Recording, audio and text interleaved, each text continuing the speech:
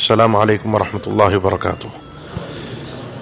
ان الحمد لله نحمده ونستعینه ونستغفره ونعوذ بالله من شرور انفسنا ومن سیئات اعمالنا من يهده الله فلا مضل له ومن يضلل فلا هادي له واشهد ان لا اله الا الله وحده لا شريك له واشهد ان محمدا عبده ورسوله. يا ايها الذين آمنوا اتقوا الله حق تقاته ولا تموتن الا وانتم مسلمون.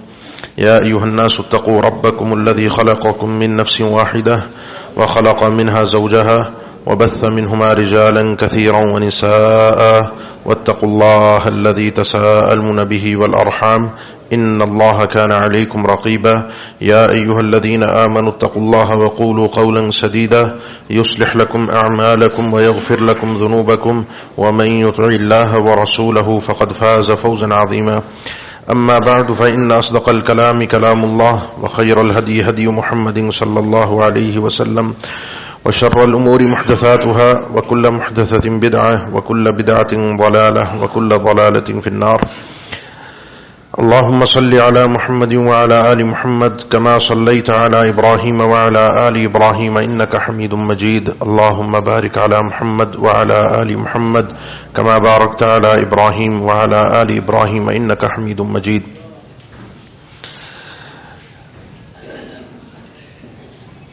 موضوع آپ کے علم میں ہے، اس کی تفاصیل بھی اشتہار کے ذریعے سے آپ تک پہنچا دی گئی ہیں. بلا کسی تمہید کے اپنی بات کا آغاز کرتا ہوں. قیامت ایک اپنی جگہ پر وقوع پذیر ہونے والا سب سے بڑا حادثہ ہے. یسألونک عن الساعة ایان مرساها قل انما علمها عند ربی. قیامت کب آئے گی لوگ آپ سے پوچھتے ہیں اے اللہ کے نبی صلی اللہ علیہ وسلم، تو آپ ان کو بتا دیجئے اس کے آنے کا وقت میرے رب کے پاس ہے. کوئی نہیں جانتا ہے قیامت کب وقوع پذیر ہوگی. حدیث میں یہ تک صراحت ہے کہ ایک آدمی لقمہ اٹھا کر اپنے منہ میں ڈال رہا ہوگا، وہ لقمہ بنا لے گا، اٹھا کے ڈال رہا ہوگا، اور قیامت اس دوران قائم ہو جائے گی. کوئی شخص اپنی بکری یا اونٹنی سے دودھ نکال رہا ہوگا اور اسی دوران قیامت برپا ہو جائے گی. لا تأتیکم الا بغتہ، یہ اچانک قیامت وقوع پذیر ہوگی. لیکن اس سے پہلے اللہ تعالی نے کچھ علامات رکھی ہیں جن کو قیامت کی نشانیاں کہا جاتا ہے. ان کی تفاصیل احادیث میں بہت زیادہ بیان ہوئی ہیں، اسی لیے اہل علم نے ان کو تقسیم کر دیا کہ کچھ چھوٹی علامات ہیں، کچھ بڑی ہیں، اور کچھ اہل علم نے چھوٹی، درمیانی اور بڑی علامات کے انداز میں ان کو تقسیم کیا ہے. بڑی علامات میں 10 علامات ہیں جو پے در پے وقوع پذیر ہوں گی، جس کو اللہ کے نبی صلی اللہ علیہ وسلم نے خود اس انداز میں بیان فرمایا کہ جس طرح ایک موتی کی لڑی ہوتی ہے اور ہار ہوتا ہے کہ اگر اس کو کاٹ دیا جائے تو اس کے موتی پے در پے ایک دوسرے کے پیچھے گرتے ہیں. یہ دجال جو ہے انہی 10 نشانیوں میں سے ایک نشانی ہے، بڑی نشانیوں میں سے. یہ ایک اللہ کی طرف سے ایسی آزمائش ہے امت کے لیے کہ آگے آپ سماعت فرمائیں گے کہ ایسا فتنہ اور ایسی آزمائش خلق آدم سے لے کر قیام الساعہ تک کوئی اور نہیں ہے. قیامت کی نشانیوں کے حوالے سے کچھ ضابطے اور اصول ہیں جن کا اس وقت میرا موضوع بھی نہیں ہے اور اس کی تفصیل کرنے کا وقت بھی نہیں ہے. وہ انشاءاللہ ہم ارادہ کیا ہے کہ چند دنوں کے اندر ہی ایک اور اس انداز کا پروگرام مرتب ہو اور اس کے اندر پوری تفاصیل کے ساتھ ان تمام چیزوں کو ذکر کیا جائے، اصولوں کے ساتھ.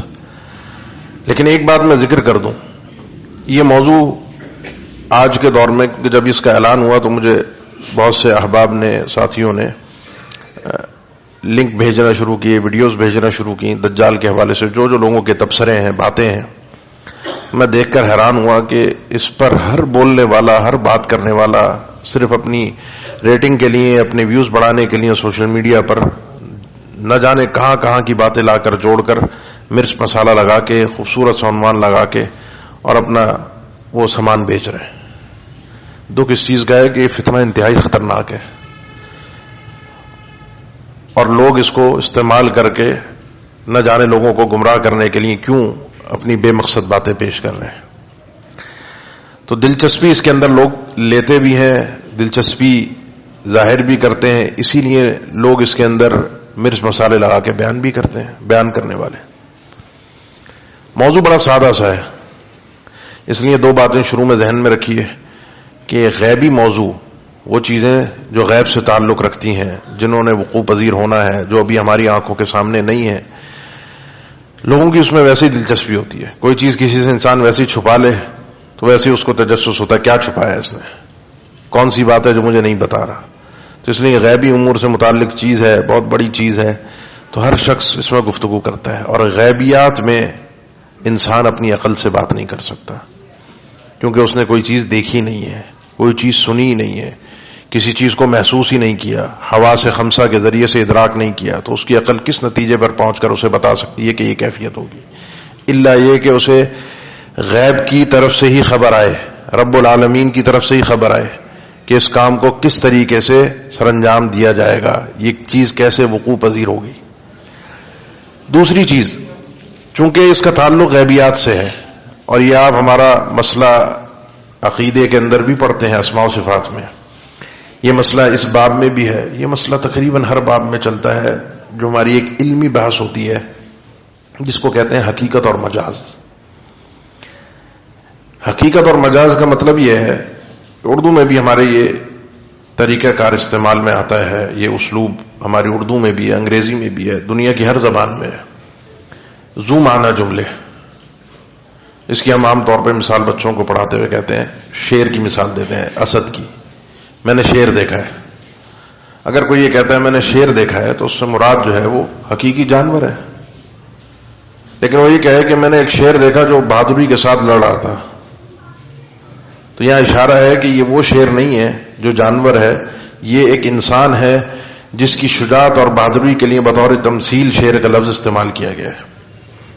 لیکن اگر کوئی خالی کہے کہ میں نے شیر دیکھا، میں آپ کو کہوں کہ میں نے ابھی آنے سے پہلے راستے میں شیر دیکھتا ہوا آیا ہوں، تو آپ کیا سمجھیں گے؟ میں نے حقیقی وہ جانور دیکھا ہے جس کو شیر کہا جاتا ہے۔ تو احادیث میں جب کسی بھی چیز کو بیان کیا جاتا ہے جس کا تعلق خاص طور پر غیب سے ہو، اللہ تعالیٰ کی صفات ہیں، یہ دجال کا تذکرہ ہے، قیامت کے وقوع پذیر ہونے کا تذکرہ ہے، تو اس میں جو الفاظ بیان ہوئے ہیں اگر تو ان کے ساتھ قرینہ کوئی موجود نہیں ہے، کوئی ان الفاظ کو کسی اور معنی کی طرف لے جانے کے لیے دلیل موجود نہیں ہے، تو اسی معنی کے اندر وہ لفظ استعمال ہوگا۔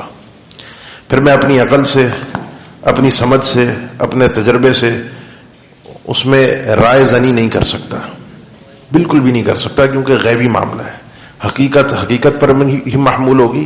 ہاں کوئی قرینہ ہو جو یہ ثابت کر رہا ہو کہ یہاں پر اس سے مراد یہ نہیں یہ ہے، تو ہم مان لیں گے ایسے نہیں ایسے ہوگا، اگر دلیل دے دی جائے۔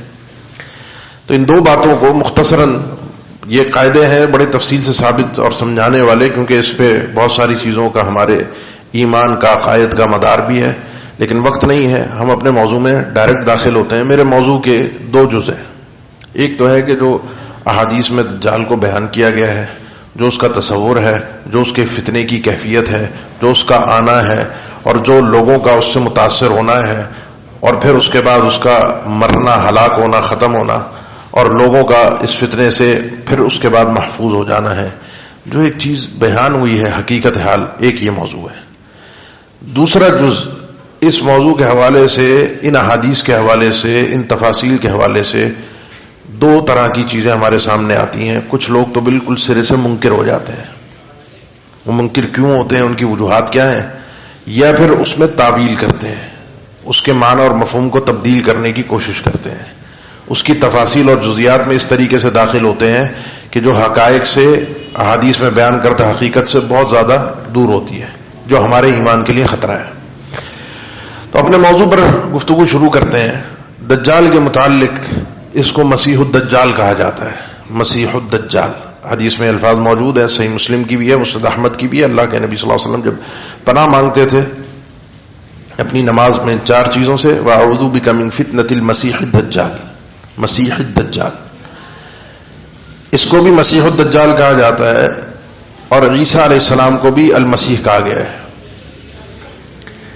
اس کو مسیح کیوں کہا گیا, دجال کو مسیح کیوں کہا گیا؟ اہل علم نے جب اس پر گفتگو کی, بتانے والوں نے اس میں 50 اقوال تک ذکر کیے ہیں کہ اس کو مسیح کیوں کہا جاتا ہے. لیکن جس چیز کی حدیث تائید کرتی ہے صحیح مسلم کی, وہ ہے کہ الدجال ممسوح العین, یہ دجال جو ہے اس کی ایک آنکھ ممسوح ہوگی, بند ہوگی, چپٹی ہوئی ہوگی, اس کو مطلب ختم کیا گیا ہوگا. ممسوح, مسیح, مسح اسی سے ہے. اور ایک قول ہے مسیح سیاحت سے, کہ زمین میں پھرے گا, گھومے گا, اور جس کا تفصیل صحیح مسلم کی حدیث میں کہ 40 دن میں پوری دنیا کا ایک چکر لگائے گا, جو آگے ہم حدیث تفصیل کے ساتھ ذکر کریں گے. اس وجہ سے اس کو مسیح بھی کہا جاتا ہے.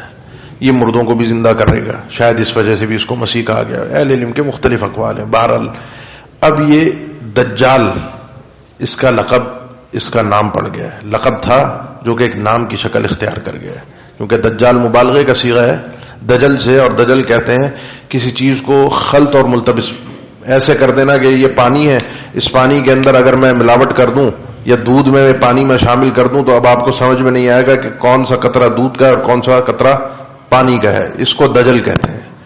عربی, آج کی جدید عربی میں دھوکے کو, فراڈ کو, یا 2 نمبر چیز کو, آج کل مارکیٹ میں 2 نمبر چیزیں جو دستیاب ہوتی ہیں, ایک برانڈڈ ہوتی ہے, ایک اس کی کاپی ہوتی ہے, اس کاپی کو بھی دجل کہتے ہیں. یہ سب دھوکہ ہے. اور دجال سب سے بڑا دھوکے باز, جو اپنے کفر کو چھپا کر لوگوں کے سامنے الوہیت کا آخر میں دعویٰ کرے گا, اپنے آپ کو خدا ہونے کا اپنا دعویٰ پیش کرے گا, میں الہ ہوں, میں خالق ہوں, میں ہی مالک ہوں, میں ہی رازق ہوں.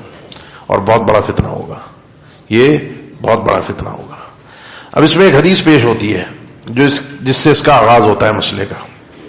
بڑی مشہور حدیث ہے, حدیث جساسہ جس کو کہا جاتا ہے, حدیث تمیم داری رضی اللہ تعالیٰ عنہ, صحیح مسلم کی حدیث ہے.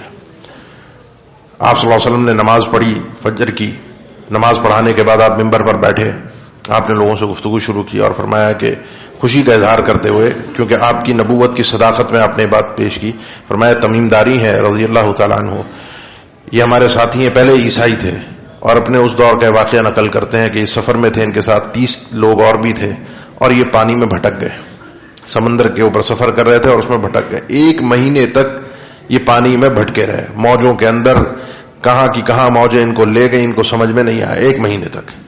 پھر ان کو 1 مہینے کے بعد ایک جزیرہ نظر آیا, اس جزیرے پر چھوٹی کشتی میں بیٹھ کر ہی اس جزیرے پر پہنچے. بڑی طویل حدیث ہے.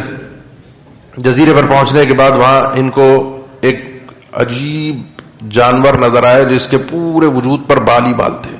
اس میں الفاظ ہیں کہ اس کے جسم کے کئی اعضاء دوسرے اعضاء سے نمایاں ہی نہیں تھے, جن کا تذکرہ بھی ہے حدیث میں. اس کو دیکھ کر یہ گھبرا گئے, اور ایک گھبراہٹ کے اظہار میں, جس میں آگے الفاظ بھی ہیں, وہ سمجھے شیطان ہے. انہوں نے پوچھا تمہارے لیے ہلاکت ہو گئی, لک من انت, کون ہو تم؟ اس نے ان سے گفتگو کی, جساسہ نے, اس جانور نے گفتگو کی کہ میں ایک جانور ہوں, میں جساسہ ہوں, میرا نام جساسہ ہے, مجھے چھوڑو, یہاں پیچھے آؤ, دیر میں پیچھے ایک کمرہ ہے, ایک قید ہے یا جیل ہے یا خانقاہ ہے, کوئی بھی جگہ ہے, وہاں پر آؤ, وہاں ایک اور آدمی ہے جو تمہارا انتظار کر رہا ہے, وہ تم سے ملنے کا خواہش مند ہے. کہتے ہیں وہاں پہنچے تو پہنچتے کے ساتھ ہی ہم نے دیکھا کہ ایک آدمی بڑے لمبے چوڑے جسامت اور قد والا, جس کے گھٹنوں سے ایڑیوں تک اس کو زنجیروں کے ساتھ قید کیا ہوا تھا, اور اس کے ہاتھوں کو اس کی گردن میں توق پہنا کر ہاتھوں کو گردن کے ساتھ باندھا ہوا تھا. ہم اس کے پاس پہنچے, اس سے بھی گھبراہٹ کے ساتھ پوچھا کہ کون ہو تم, کیا نام ہے تمہارا, اور یہاں اس کیفیت میں کیسے؟ اس انسان نے کہا میری بات چھوڑو, پہلے تم یہ بتاؤ کہ بیسان کے مقام پر جو باغات ہیں, کیا وہاں پر پھل آنا بند ہو گئے یا پھل آ رہے ہیں ابھی بھی؟ انہوں نے کہا پھل آ رہے ہیں. میں مختصر کر کے بیان کروں, ان کے سوال جواب تفصیلی تھے. اس نے پھر اس کے بعد پوچھا تبریہ کے مقام پر ایک جھیل ہے, اس جھیل میں ابھی بھی پانی ہے یا نہیں ہے؟ فرمایا پانی ہے.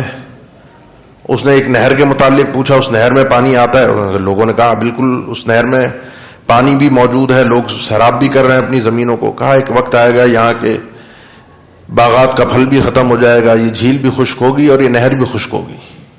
پھر اس نے پوچھا کہ اس وقت سناؤ عرب کے کیا حوال ہے. پہلے ہی پوچھ چکا تھا تم کہاں سے؟ انہوں نے کہا ہم عرب سے ہیں. عرب کے کیا حوال ہیں؟ وہاں ایک نبی نے آنا تھا، کیا وہ آ چکا ہے؟ انہوں نے کہا ہاں آ چکا ہے. اس وقت کہاں ہے؟ وہ کہا یثرب آ گیا. یثرب میں آ کر کیا کیا ہے؟ اس نے کہا قتال ہو رہا ہے، اس کی قوم والے اس سے لڑ رہے ہیں. نتیجہ کیا نکل رہا ہے؟ کہا اکثر و بیشتر وہ اپنی قوم پہ غالب آ رہا ہے. فرمایا پھر نتیجہ کیا نکل رہا ہے؟ فرمایا لوگ اس کے بات کو مان بھی رہے ہیں، اس کے دین میں داخل بھی ہو رہے ہیں. اس نے کہا لوگوں کے لیے بہتر بھی یہی ہے کہ اس شخصیت کی بات کو مان لیں، اسی میں ان کی بھلائی ہے. اب سنو، میں جو ہوں وہ دجال ہوں، اور اب میرے آزاد ہونے کا اور نکلنے کا وقت بھی قریب آ گیا ہے. آپ صلی اللہ علیہ وسلم نے یہ حدیث بیان کی. اس کے بعد اس حدیث پر تبصرہ بھی کیا کہ میں اس چیز کو ذکر کرتا رہا کہ وہ بلاد یمن یا بلاد شام کی جانب ہے، وہ مشرق کی جانب ہے. یہ جو قید ہے جزیرے پر، یہ مدینہ سے مشرق کی جانب پر ہے، اور آپ نے 3 دفعہ یہ فرمایا کہ وہ مشرق کی جانب پر ہے. یہ حدیث دجال کے متعلق ایک ایسی حدیث ہے جو صحیح مسلم کے اندر موجود ہے. پہلے اس حدیث پر تھوڑی سی ہم بات کر لیتے ہیں. ہماری ایک خوبصورتی ہے، ہمارا ایک منہج کا ایک نمایاں اور امتیازی پہلو ہے کہ ہم شخصیات کے پیچھے نہیں چلا کرتے. شخصیات کی تقلید نہیں ہے، شخصیات کا احترام ضرور ہے، مقام بھی ہے، ان کے علم کی قدر بھی ہے. ایک بڑی معروف اور مشہور شخصیت ہے شیخ محمد بن صالح العثیمین رحمہ اللہ. اللہ ان کی قبر کو منور فرمائے، ان کے درجات کو بلند فرمائے. اس دور میں علم کی جتنی خدمت، جن 2-3 شخصیات کے نام پچھلی صدی کے اندر اگر گزرتے ہیں تو ان میں ایک شخصیت یہ ہے. اللہ نے ان کی وفات کے بعد ان کے علم کو جو نشر کیا ہے، وہ یقیناً اللہ سے امید یہی ہے کہ اللہ ان کے ہاں ان کی قبولیت ہے. اللہ سے ہمیں امید ہے. اور میں اپنے ذاتی طور پر ان کی کتب سے بہت زیادہ استفادہ کرتا ہوں. جتنا استفادہ ان کی کتب سے ہوتا ہے اور جتنا مزہ ان کی کتابوں کو پڑھنے میں آتا ہے، کسی اور کی کتاب کو نہیں آتا. ان سے سوال بھی ہوا، انہوں نے ذکر بھی کیا ہے کہ آپ کا اس حدیث کے متعلق کیا خیال ہے.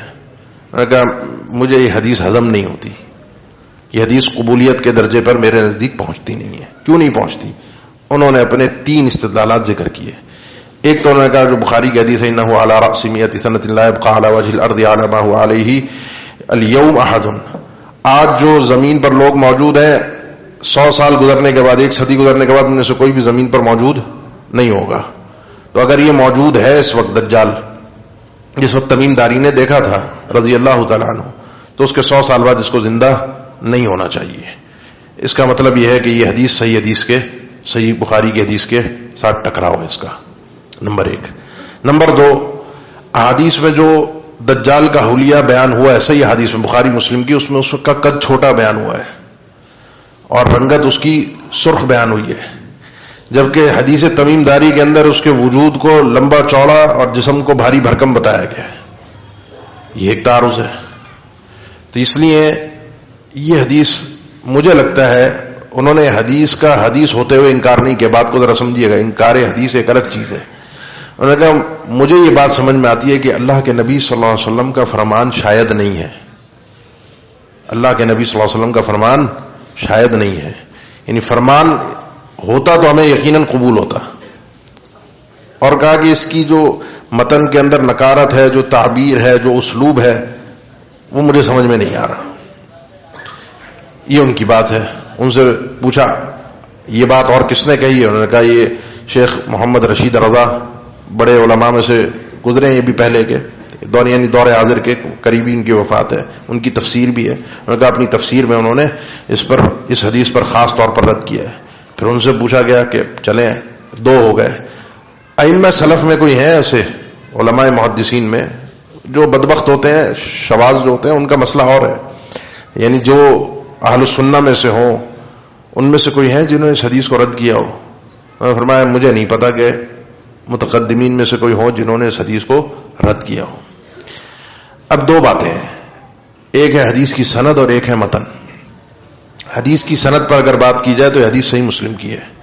صرف صحیح مسلم کی نہیں ہے. العلل الکبیر کے اندر امام ترمذی کہتے ہیں میں نے سألت محمدن، میں نے امیر المؤمنین محمد بن اسماعیل البخاری امام العلل امیر المؤمنین فی الحدیث، ان سے سوال کیا کہ حدیث جو ہے جس کو یروی الزہری عن ابی سلمۃ عن فاطمہ بنت قیس، یہ حدیث جو ہے، جو حدیث جساسہ ہے، جس کو امام زہری ابو سلمہ سے روایت کرتے ہیں، اور ابو سلمہ فاطمہ بنت قیس سے، اور فاطمہ بنت قیس یہ واقعہ بیان کرتی ہیں تمیم داری رضی اللہ تعالیٰ عنہ کا، جو اللہ کے نبی صلی اللہ علیہ وسلم نے نقل فرمایا. صحیح امام بخاری فرماتے ہیں یہ حدیث جساسہ جو ہے ھذا حدیث صحیح، یہ حدیث صحیح ہے، اس کی سند پر کوئی مسئلہ نہیں ہے. جب چین صحیح ہے، سند صحیح ہے، تو گویا کہ آپ اللہ کے نبی صلی اللہ علیہ وسلم کا فرمان ڈائریکٹ سن رہے ہیں. اب رہی بات شیخ کے استدلالات کی، اور آپ میں سے بہت سے لوگوں کے ذہنوں میں سوال بھی ہوگا یہ کہ 100 سال میں تو لوگوں نے ختم ہو جانا ہے، جب یہ دجال موجود ہے تو 100 سال میں ختم کیوں نہیں ہوا؟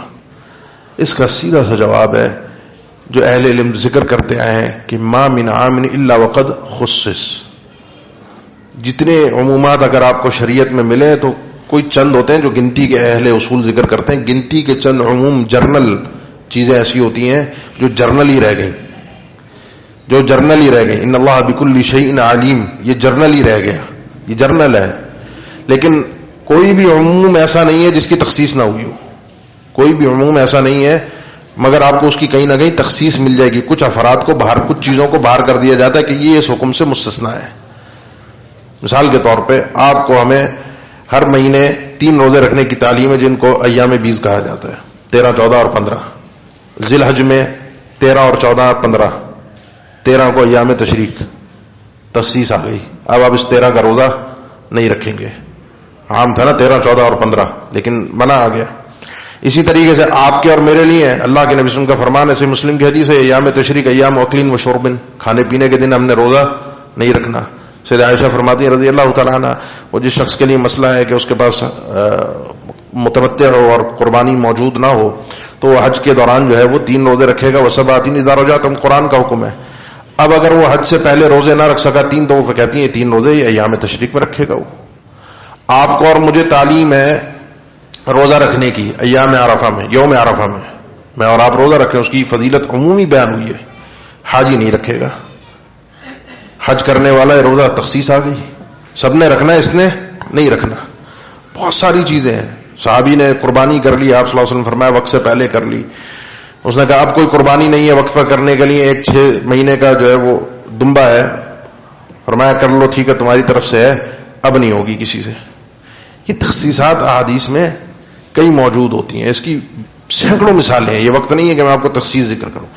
تو زمین کی پشت پر 100 سال تک کوئی انسان باقی نہیں رہے گا، کوئی ایک باقی نہیں رہے گا. انسان کا بھی تصور ہے، کوئی ایک باقی نہیں رہے گا. دجال کی تخصیص دوسری حدیث میں آ گئی. جنات، ان کی تخصیص بھی کئی لوگوں نے اپنے مشاہدے سے ذکر کی. ان کی عمریں بڑی طویل ہوتی جنات کی. تو تخصیص آ سکتی ہے، اس میں کوئی حرج کی بات نہیں ہے. اس میں کوئی مسئلہ نہیں ہے کہ آپ مولا خضر کو علیہ السلام زندہ مان لیں کہ وہ بھی 100 سال کے اندر، ہمارے علماء ذکر کرتے ہیں کہ وہ اگر زندہ بھی تھے تو اب نہیں ہے. تخصیص کے لیے بھی دلیل چاہیے ہوتی ہے. تخصیص اپنی خواہش پر، اپنی عقیدت پر تخصیص نہیں ہوا کرتی احادیث کی. بہرحال یہ بڑا طویل موضوع ہے.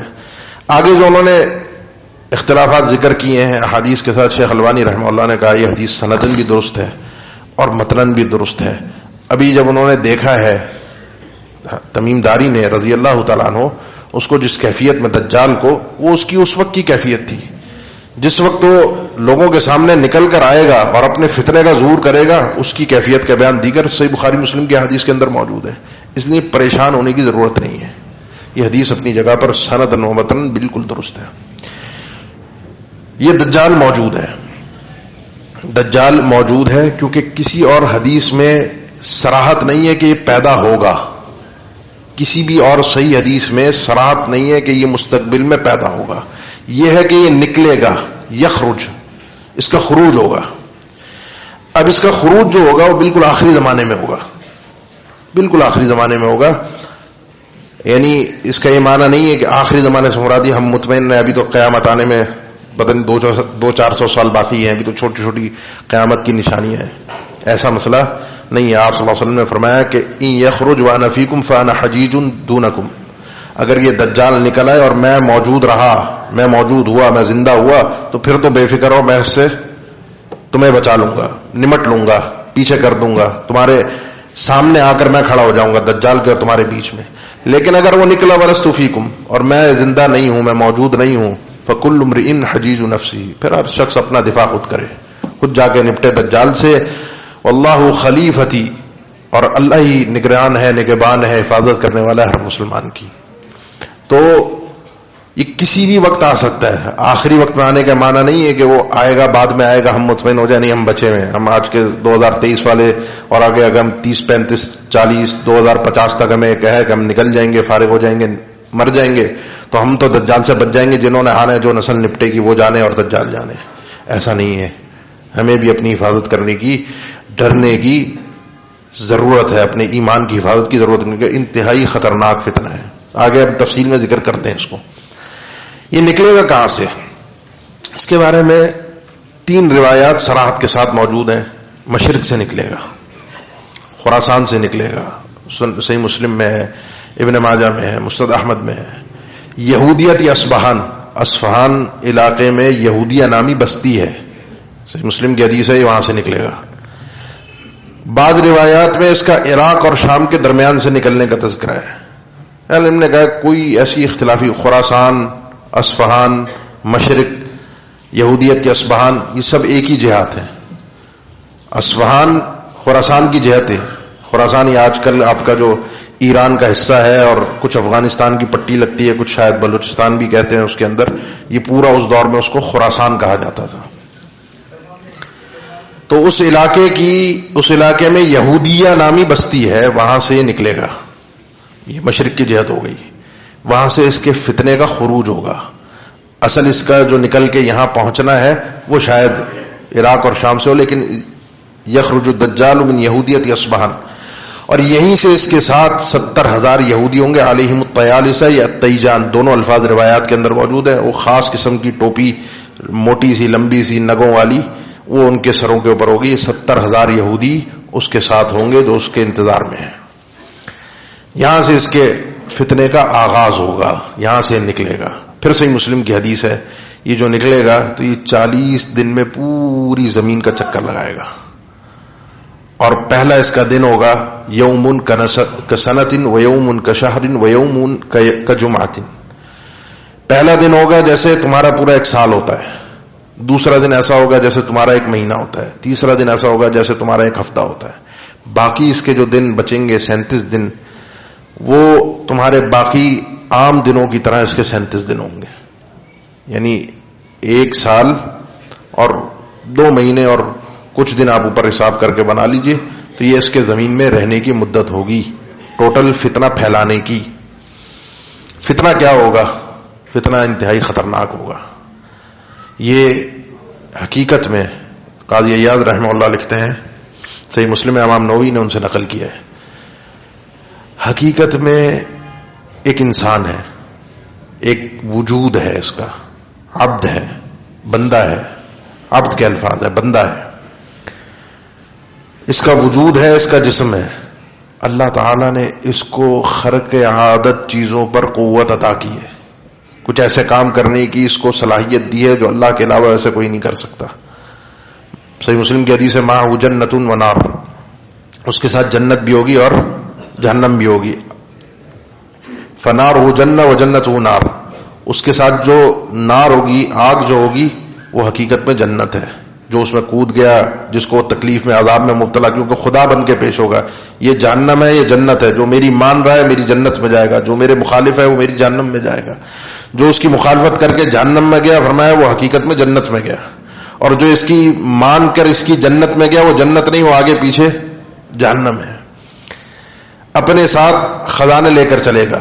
مغیرہ ابن شعبہ کی بخاری کے اندر حدیث موجود ہے کہ وہ کہتے ہیں میں نے اللہ کے نبی صلی اللہ علیہ وسلم دجال سے متعلق بہت سارے سوالات کیے، جس سوالات کی تفصیل میں وہ ذکر کرتے ہیں کہ دجال جب آئے گا تو معہ جبل خبز و نہر ماء، اس کے ساتھ روٹیوں کا پہاڑ بھی ہوگا اور پانی کی نہر بھی ہوگی. اس کے ساتھ آسمان کو، بادلوں کو حکم دے گا، جہاں چاہے گا پانی برسائے گا، جس زمین سے چاہے گا بہترین قسم کا اناج اگا دے گا. جو اس کے مان لیں گے، اس کو رب مان لیں گے، ہاں تو ہمارا خدا ہے، اس کی زمین خزانہ اگلے گی، اس کی زمین سے بہترین زراعت ہوگی. ان کے جانور موٹے تازے ہوں گے، اس چراگاہ میں چر کے وہ بہترین قسم کا اعلیٰ کوالٹی کا وافر مقدار میں دودھ دیں گے، اور جو ان کی نہیں مانے گا ان کی زمین کو خراب کر کے رکھ دے گا. وہ جو کہتے ہیں نا کلر والی زمین، وہ بالکل جو نمک والی زمین برباد کر کے ان کی زمین کو رکھ دے گا، پانی برسے گا نہیں، قحط پڑ جائے گا. جس نے اس کی مان لی اس کے لیے زمین کو جنت بنا دے گا، جس نے نہیں مانی اس کی زمین کو اس کے لیے جہنم بنا دے گا، تنگ کر دے گا اس کی زمین. رزق اس کے پاس ہی ہوگا. جب یہ لوگوں کا محاصرہ کرے گا، لوگوں کو گھیرے گا شام کے اندر ایک پہاڑ کی جانب جہاں مومنین جا کر پناہ لیں گے اس سے بچنے کے لیے، تو وہاں پر ان کا محاصرہ بڑا سخت ہوگا، کھانے پینے کی قلت ہو جائے گی. مردوں کو زندہ کر کے دکھائے گا. حدیث میں ہے نا، یہ پوری زمین کا چکر لگائے گا. بخاری مسلم میں سوائے مکہ اور مدینہ کے، مسند احمد میں طور کا بھی تذکرہ ہے اور مسجد اقصی کا بھی تذکرہ ہے. بخاری مسلم کا تو جو مکہ اور مدینہ کا تذکرہ ہے وہ تو اس نے خود تمیم داری رضی اللہ تعالیٰ عنہ سے بھی کیا تھا کہ میں پوری زمین میں نکل کر چکر لگاؤں گا سوائے مکہ اور مدینہ کے. اعلیٰ انقاب المدینہ تھی ملائکہ، جو مدینہ ہے اس کے جو انقاب ہیں، جو اس کے داخلی راستے ہیں، اس کے اوپر فرشتے کھڑے ہیں. میں جیسی بڑھنے کی کوشش کروں کہ ہاتھوں میں ننگی تلوار ہوگی جسے دیکھ کر مجھے واپس پیچھے پلٹ کے بھاگنا پڑے گا.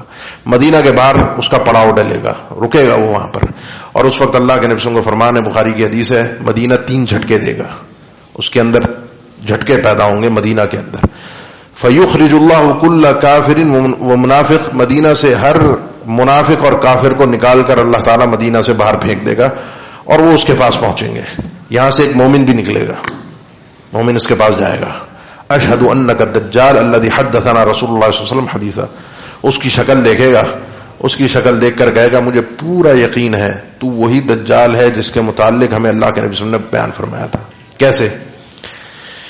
آپ صلی اللہ علیہ وسلم نے فرمایا دجال جو ہے اس کی صفات ہیں، کئی احادیث میں اس کی صفات بیان ہوئی ہیں، ان کا تذکرہ درمیان میں رہ گیا تھا. صفات سماعت فرمائیے. آپ صلی اللہ علیہ وسلم نے فرمایا کہ یہ شاب احمر، بخاری مسلم کئی کتب حدیث میں اس کی صفات مختلف الفاظ کے ساتھ نقل ہیں. ایک ایسے وجود کے ساتھ ہوگا، جوان اس کا وجود ہوگا، اس کا رنگ سرخ ہوگا، سینہ چوڑا ہوگا، پیشانی بھی چوڑی ہوگی، لیکن اس کی جو بخاری اور مسلم کی کئی روایات کے اندر ہے، اس کی جو سیدھی آنکھ ہے عین الیمنا وہ کاڑی ہوگی، بند ہوگی، اور اس کے بند ہونے کا آپ صلی اللہ علیہ وسلم نے فرمایا کوئی پتھریلی یا کوئی اس انداز کی نہیں ہوگی. کأنہا عنبۃ طافیہ، وہ جس طرح لٹکا ہوا انگور ہوتا ہے نا اس طریقے سے اس کی یہ سیدھی آنکھ ہوگی. اس کی الٹی آنکھ بھی خراب ہوگی، جو صحیح مسلم کی حدیث ہے. سیدھی آنکھ بھی اس طرح سے ہوگی اور الٹی آنکھ اوپر کی جانب سے یہ جو حصہ ہے یہ لٹک کے بند ہوگا، پوری طرح سے دیکھ نہیں پائے گا، کانا بھی ہوگا اور دوسری آنکھ سے بھی اس کو صحیح نظر نہیں آ رہا ہوگا. مکتوب بین عینیہ کافارا یا کافر، بعض روایت میں الفاظ ہیں، اس کی ان دونوں آنکھوں کے درمیان کافر لکھا ہوگا. یقرأها کل مؤمن کاتب غیر کاتب، جو پڑھنا جانتا ہے لکھنا پڑھنا یا نہیں جانتا وہ پڑھے گا کہ اس کی آنکھوں کے درمیان یہ چیز لکھی ہوئی ہے. اور قاضی ایاز نے رحمہ اللہ، امام نووی نے، امام قرطبی نے، کئی نے ذکر کیا ہے کہ اللہ کی طرف سے خاص عطا ہوگی اس وقت مومنین کے لیے، جہاں اس کا فتنہ عظیم ہوگا وہاں مومنین کو بھی یہ بصارت نصیب ہوگی کہ وہ اپنے ایمان سے اس شخص کی، اس فتنے کی معرفت حاصل کر سکیں گے. اس کی آنکھوں کے درمیان یہ کافر لکھا ہوا دیکھیں گے، سب کو نظر آئے گا. یہاں سے وہ پہچانے گا وہ آدمی، اشہد انک الدجال، میں گواہی دیتا ہوں کہ تو ہی دجال ہے جس کے متعلق اللہ کے نبی صلی اللہ علیہ وسلم نے بیان فرمایا تھا. وہ اس کو چھوڑ دے گا. یہ دجال ٹائپ جو لوگ ہوتے ہیں نا وہ بھی یہی کرتے ہیں، بات کسی ایک سے اور ہوتی ہے، مجمع سے مخاطب ہوتے ہیں، وہ بھی مجمع سے مخاطب ہوگا. بتاؤ اگر میں اس کو مار کے زندہ کر دیتا ہوں تو کیا تم مان لو گے کہ میں رب ہوں، میں ہی خدا ہوں؟ اس کو بھی میں مار دوں گا اور اس کو بھی دوبارہ زندہ کروں گا. وہ اس کو لوگ کہیں گے اگر ایسا ہوتا ہے تو دیکھتے ہیں. وہ اس کو مار دے گا، موت دے گا، موت آئے گی، حدیث کے الفاظ ہے موت آئے گی، اور پھر اس کو دوبارہ زندہ کرے گا. وہ جب دوبارہ زندہ ہوگا تو زندہ ہونے کے بعد وہ پھر کہے گا دجال سے، پہلے تو مجھے وہ یقین نہیں تھا جو یقین اب حاصل ہو گیا کہ تو پکا پکا دجال ہے، رب نہیں ہے. الا ان ربکم لیس باعور، لوگوں یہ یاد رکھو تمہارا رب اعور نہیں ہے، ایک آنکھ سے کاڑا نہیں ہے. وَإِنَّ الدَّجَّالَ یا ان الکذاب الاعور، یہ جو کذاب اور دجال ہے یہ کاڑا ہے، اس کی آنکھوں کے درمیان کافر لکھا ہے، تمہارے پروردگار میں یہ عیب موجود نہیں ہے. وہ کہے گا اب تو مجھے 100% یقین ہے کہ تو دجالی ہے. وہ کہے گا، پھر کوشش کرے گا کہ اس کو مار دے، دوبارہ نہیں مار سکے گا. اللہ نے وقتی یہ خرق عادت، یہ آگے ہم مسئلہ بھی ذکر کرتے ہیں، جو لوگ اس کو مانتے نہیں ہیں دجال کو، ان کے اعتراضات میں سے ایک اعتراض یہی ہے کہ اس کو یہ صلاحیتیں مل کہاں سکیں. ایسی صلاحیتیں تو اللہ نے کسی کو نہیں دی. یہ تو پھر نبیوں والی معجزات گویا کہ اس کو عطا ہو گئے. نبیوں میں اور اس میں کیا فرق رہا، وہ آگے بات آ رہی ہے انشاءاللہ. وہ اس کو پہچانے گا انسان. بلکہ ابن ماجہ کی حدیث ہے، ایک دیہاتی اس کے پاس جائے گا، اس دیہاتی کو کہے گا کہ میں تیرا رب ہوں، تو مجھے رب مانتا ہے؟ وہ کہے گا نہیں. وہ کہے گا اگر میں تیرے مرے ہوئے ماں باپ کو تیرے سامنے زندہ کر کے لے آؤں تو کیا تو پھر مجھے رب مان لے گا کہ میں ہی خدا ہوں؟ کیونکہ مردہ کو زندہ کرنے کی طاقت تو اللہ کے علاوہ کسی کے پاس نہیں ہے. تیرے مرے ہوئے ماں باپ زندہ ہو کر تیرے سامنے آئیں گے. وہ کہے گا اگر ایسا ہو جائے تو پھر تو مان لوں گا. اور ایسا ہو جائے گا. لیکن حدیث کے الفاظ ابن ماجہ کی صحیح حدیث ہے، 2 شیطان اس کے ماں باپ کا روپ دھار کے آئیں گے. اس کا مطلب یہ ہے کہ جنات انسانی شکل بھی اختیار کر سکتے ہیں جب اللہ ان کو یہ موقع عطا کر دے. تو انسانی شکل کے اندر اس کے ماں باپ کی شکل میں آ کر کہیں گے اس سے، دیہاتی سے، کہ یہی تمہارا اور میرا ہم سب کا پروردگار رب یہی ہے، اسی نے ہم کو پیدا کیا، اسی نے دیکھو ہمیں زندہ کیا ہے. اب مجھے بتائیے، جو مردہ کو زندہ کر رہا ہو یا دکھا رہا ہو، دھوکہ ہو، یا حقیقت میں اس نے ایک شخص کو، جو مسلم کی حدیث ہے، مار کے مدینہ سے شخص جو نکل کے جائے گا اس کو مار کے اور زندہ کر کے دکھائے گا. یا وہ ابھی کورونا آیا تھا نا، تو ہماری دکانیں کاروبار بند ہو گئے تھے، کھانے پینے کو نہیں تھا. ابھی ہمارے ملک کے حالات خراب ہیں، IMF ناک رگڑوا رہا ہے، قرضہ چاہیے، قرضہ، کوئی امداد خیرات نہیں، قرضہ دے گا، وہ بھی سود پہ دے گا. جو لے گا تو سود سمیت واپس لے گا، لیکن اس کے یہ قرضہ دینے سے پہلے تمہیں اپنی ناک زمین پر رگڑنی پڑے گی، اور ہم رگڑنے کے لیے تیار ہیں. بیانات سنتے ہیں نا، ہمیں خوشی ہو رہی ہے، IMF ہمیں قرضہ دینے کو تیار، خوشی ہو رہی ہے. یا کوئی ہمیں شعبدہ دکھا دیتا ہے، کوئی شعبدہ دکھا دیتا ہے، کوئی فنکاری کر کے دکھا دیتا ہے، یہ جنات کا اثر زائل کر دیتے ہیں، یہ جادو کا اثر ختم کر دیتے ہیں. صبح سے لائن لگی ہوتی ہے تعویذ لینے کے لیے لوگوں کی. صحیح ہے، اندھے ہوتے ہیں لوگ. آج کل ایک سیاسی شخصیت کے لیے بھی مثال دی جاتی ہے کہ اس کے ماننے والے ویسے ہی اس کے معتقد ہیں جیسے جو ہے وہ لوگ دجال کے معتقد ہوں گے. بہرحال ہم سیاست پہ گفتگو نہیں کرنا چاہتے. اندھے اس کے لیے لوگ اس پر ایمان لائیں گے کیسے؟ ایسے ہی لائیں گے جب یہاں چھوٹی چھوٹی چیزوں کے لیے اپنا ایمان فروخت کر رہے ہوتے ہیں، دنیا کے چند ٹکڑوں کی خاطر. ایک اس کے پاس تو روٹیوں کا پہاڑ ہوگا، معه جبل خبز، بخاری کی حدیث ہے. پانی کی نہر ہوگی، آپ کو پانی کہیں سے میسر نہیں ہوتا، آپ کیا کریں گے؟ آپ کی زمین آپ کو زراعت مہیا نہیں کر رہی، آپ کے پاس گندم نہیں ہے، آپ کے پاس کھانے کے لیے آٹا نہیں ہے، آپ کیا کریں گے؟ آپ کو وہ سامنے کہہ رہا ہے مجھے رب مان لو، یہ سب چیزیں دنیا تمہارے راستے. لوگ کھڑے ہوتے ہیں نا امریکہ کا ویزا لینے کے لیے، یہاں بڑی مشکل ہے، یہاں تو حالات ہی بہت تنگ ہیں، یہاں تو کفر کا نظام ہے. پرسکون زندگی اور بہترین زندگی وہ امریکہ میں ہے. امریکہ کا ویزا لے کے لوگ یہاں سے شفٹ ہو رہے ہیں. بھاگو اس ملک سے زندہ نکل کے بھاگ جاؤ. نعرے لگ رہے ہیں، کیوں بھاگ جاؤ؟ وہ ایک الگ مسئلہ ہے، لیکن کیوں بھاگ جاؤ؟ کہاں جاؤ؟ ایسی جگہ پہ جاؤ جہاں دنیا کی فراوانی ہے، جہاں دنیا ترقی کر چکی ہے، جہاں دنیا اس وقت چاند پر پہنچ رہی ہے، جہاں پر بہترین نظام اور سسٹم ہے. جب دنیا کے اس تھوڑی سی رعنائیوں کے بدلے میں اپنے ایمان کا سودا کرنے کے لیے تیار ہو جاتا ہوں اور میری نفسیات اس قسم کی بن چکی ہیں، تو کہاں دجال ہوگا؟ یہی اللہ کے نبی صلی اللہ علیہ وسلم کا فرمان تھا، جس کی طرف میں نے شروع میں اشارہ کیا تھا. صحیح مسلم میں بھی حدیث ہے اور مسند احمد میں ہے. صحیح مسلم کے الفاظ ہے کہ ما بین خلق آدم الی قیام الساعہ خلق اکبر من الدجال، اور مسند احمد کے الفاظ ہے فتنۃ اکبر یا اعظم من فتنۃ المسیح الدجال.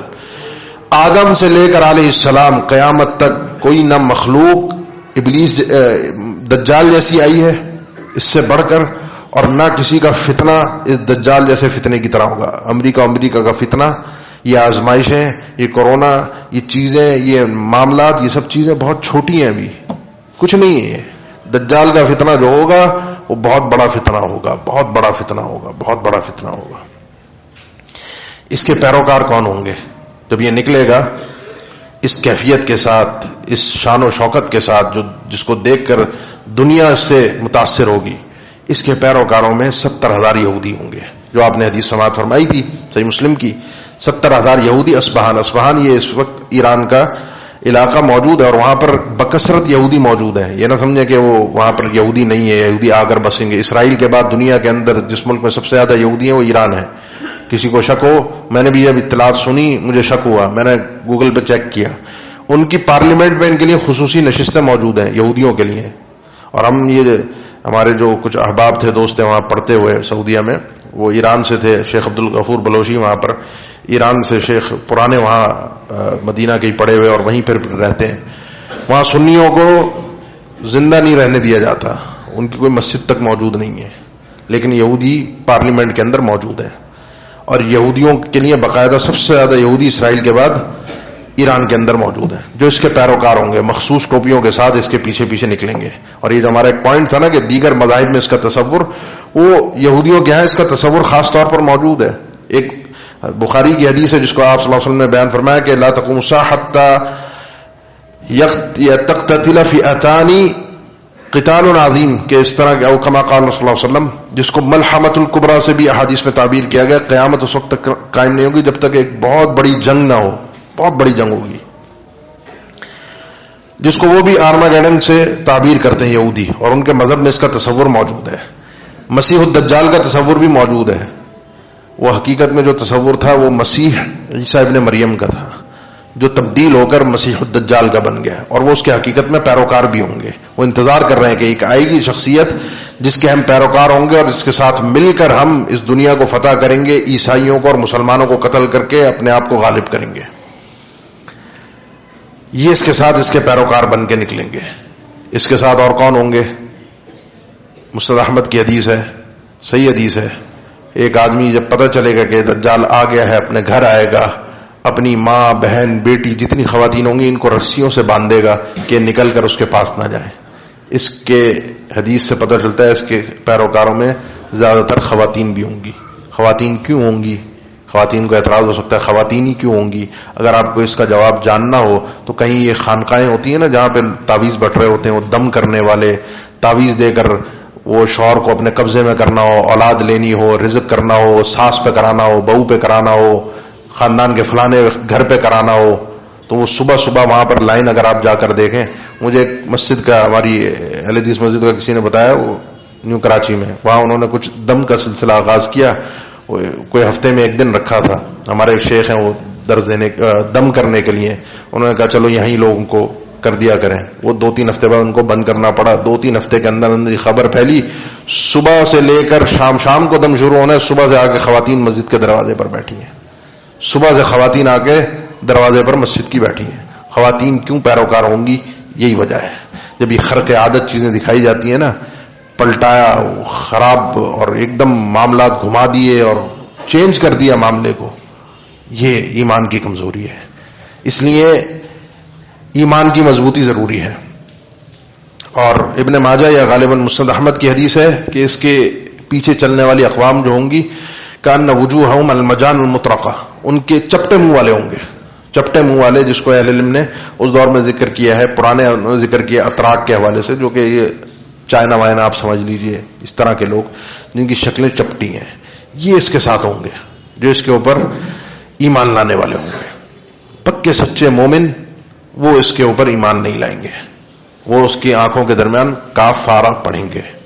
پڑھنے کے بعد وہ اس آزمائش کو سہنے کے لیے بھی تیار ہوں گے، بھوکے مرنے کے لیے بھی تیار ہوں گے، اپنے بچوں کو بھوکا مرتا ہوا بلکتا ہوا دیکھنے کے لیے بھی تیار ہوں گے، لیکن اپنے ایمان کا سودا کرنے کے لیے تیار نہیں ہوں گے. آج میں اور آپ یہاں سے امریکہ، یورپ جانے کے لیے تیار ہو جاتے ہیں، چلو وہاں زندگی کی آسانی ہے، آسائشیں ہیں، چلے جاؤ.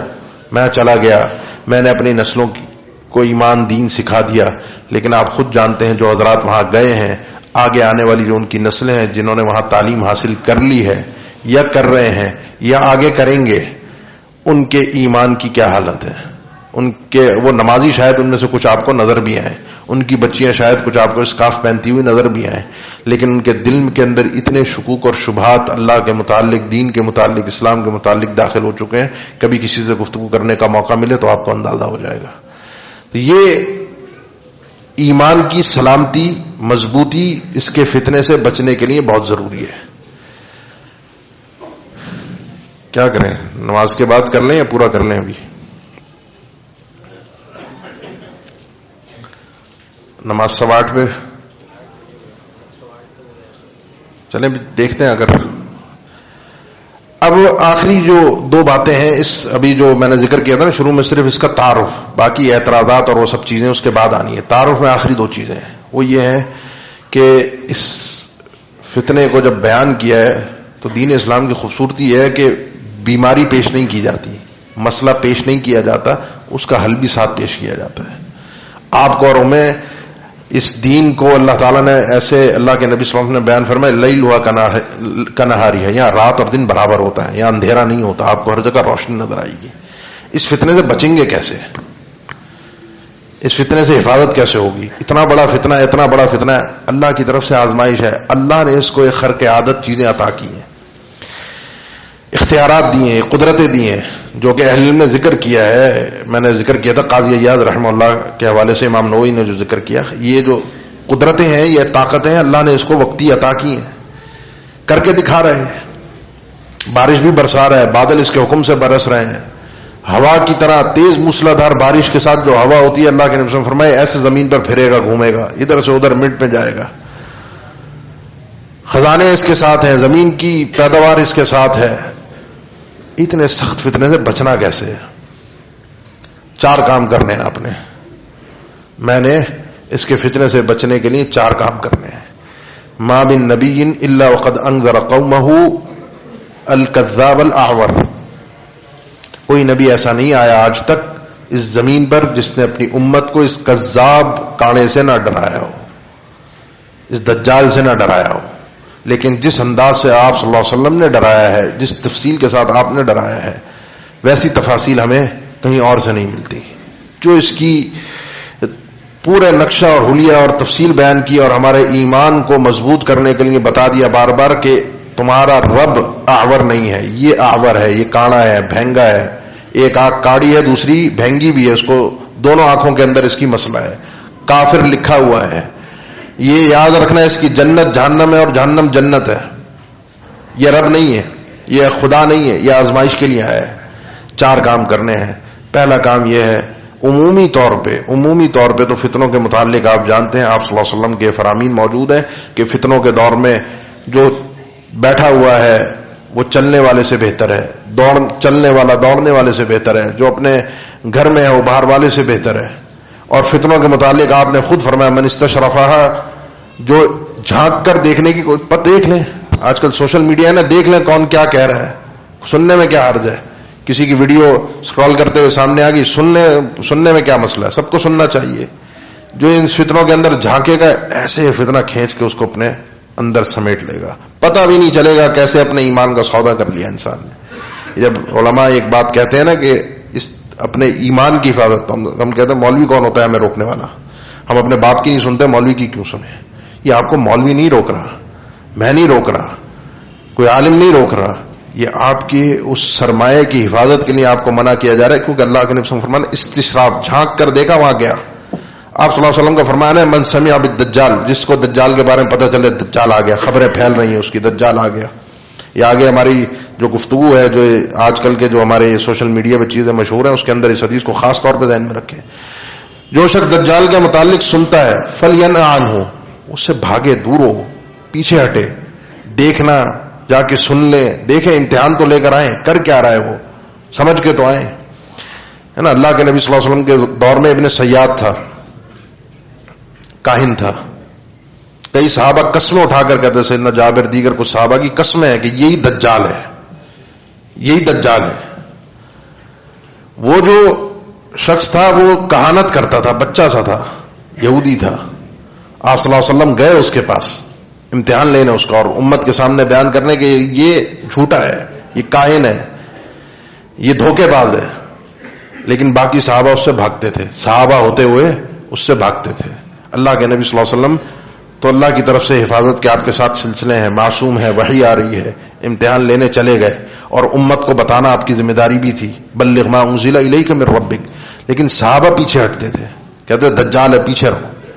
تو ایسے کہیں سنے، کہیں پتہ چلے، کوئی ایسی خبریں آ رہی ہوں، کوئی معلومات ہو، پیچھے بھاگیے. جو اللہ اور اس کے رسول کے فرامین ہے میرے لیے وہ کافی ہے اس کے حفاظت کے لیے. مجھے اس کو دیکھنے کی، اس کا امتحان لینے کی، اس کو جا کے ایک نظر دیکھائیں، اس کو جا کے سنائیں وہ کہہ کیا رہا ہے، اپنے ایمان کی حفاظت کیجیے. دوسری چیز جو اللہ کے نبی صلی اللہ علیہ وسلم کا فرمان بھی ہے، اور خود دجال نے بھی اس کا اظہار کیا تھا تمیم داری رضی اللہ تعالیٰ عنہ سے، کہ میں پوری زمین پر جاؤں گا سوائے مکہ اور مدینہ کے. جس کو بچنا ہو، استطاعت ہو، توفیق ہو، ویسے مدینہ کی یہ خاص ایک فضیلت ہے، وہاں رہنے کی، سکونت اختیار کرنے کی. والمدینۃ خیر لہم لو کانوا یعلمون. قرب قیامت بڑی فراوانیاں ہوں گی، بڑی قومیں آباد ہوں گی، بڑے شہر آباد ہوں گے، اور لوگ ایک دوسرے کو بلائیں گے، آؤ چلو ان شہروں کی طرف، مدینہ سے نکلو. والمدینۃ خیر لہم لو کانوا یعلمون. مدینہ ان کے لیے بہت بہترین جگہ ہوگی اگر ان لوگوں کو یہ بات سمجھ میں آ جائے، اگر یہ جان لیں مدینہ میں کتنی خیر و برکت ہے. اور میں نے مدینہ میں بہت سے لوگوں کو ایسے رہتے ہوئے دیکھا ہے، وہ ہجرت کر کے مدینہ آئے ہوئے ہیں. ابھی بھی اللہ کے نبی صلی اللہ علیہ وسلم فرمایا جہاں کی تکلیفوں پر، مدینہ میں کی تکلیفوں پر صبر کرتا ہے، میری شفاعت اس کے لیے انشاءاللہ ہوگی. اللہ کے نبی صلی اللہ علیہ وسلم کا فرمان. اور میں لوگوں کو ابھی بھی روتے ہوئے دیکھا ہے مدینہ میں، جو تکلیفیں وہ سہ رہے ہیں، برداشت کر رہے ہیں صرف مدینہ میں رہنے کی خاطر. ابھی ایک ساتھی آئے ہوئے ہیں مدینہ سے، وقتی یہاں اپنے رشتہ داروں سے ملنے، وہ اپنے بچوں کے ساتھ مدینہ میں رہتے ہیں. کام کاج آپ کو پتہ ہے کورونا کے اندر دنیا کا تباہ ہوا، ان کا تو روزگار ہی ہے، حج و عمرے کے سیزن کے ساتھ تھا. ابھی بھی بتا رہے ہیں ہر سال ہزاروں میں، کہہ رہے ہیں اس سال جو میں نے صرف گورنمنٹ کو ٹیکس دینا ہے اپنی فیملی کا اقامہ بنوانے کے لیے وہ 60,000 ریال ہے. 60,000 ریال. لیکن وہ کہہ رہے ہیں مدینہ میں پھر بھی نہیں چھوڑوں گا، مجھے اپنی زندگی کے اندر کئی کئی جگہ جانے کی آفریں آئیں، میں نہیں گیا. تو جس کی استطاعت ہو، جس کی پاس توفیق ہو، وہ وہاں جا کے اپنے ایمان کو ضرور محفوظ کرے، ضرور محفوظ کرے.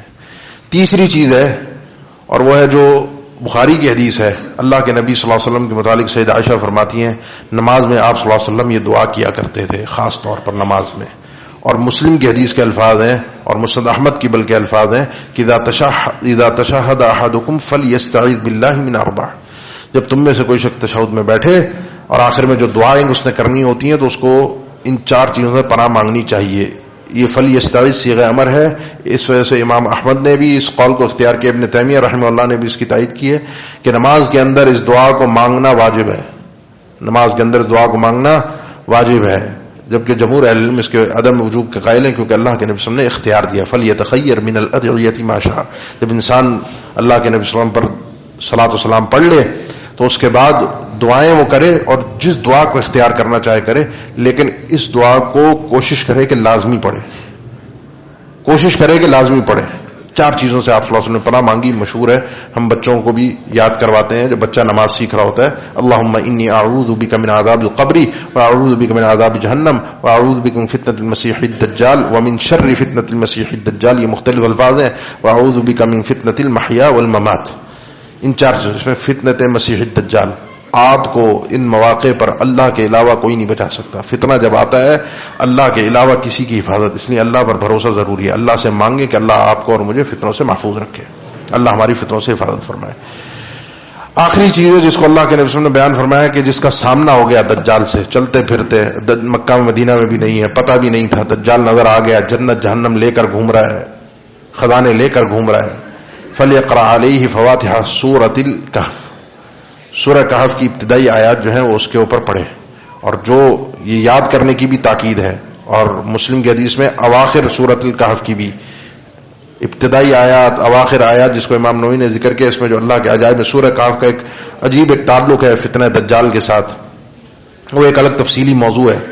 تو جب کبھی اس کے ساتھ ٹکراؤ ہو تو یہ آیتیں آپ کو یاد ہونی چاہیے. اس کے اندر اللہ کے عجائب اور قدرت سے انداز کے بیان اس پوری صورت کے اندر کہ فتنہ دجال جو مال کا فتنہ ہے، جو علم کا فتنہ ہے، جو دنیا کے باغات کا فتنہ ہے، جو ایمان کا فتنہ ہے، جو پوری دنیا میں گھومنے اور پھرنے اور بادشاہت کا فتنہ ہے، ذوالقرنین کا اس میں تذکرہ ہے، اس میں آپ کے جو موسیٰ علیہ السلام اور عیسیٰ علیہ السلام کے علم کا تذکرہ ہے، اس میں جو وَضْرِبْ لَهُمْ مَثَلَ الرَّجُلَيْنِ جَعَلْنَا لِأَحَدِهِمَا جَنَّتَيْنِ باغوں والوں کا تذکرہ ہے، مال کے فتنے کا تذکرہ ہے، اور شروع میں اصحاب الکہف ایمان کے فتنے کا تذکرہ ہے.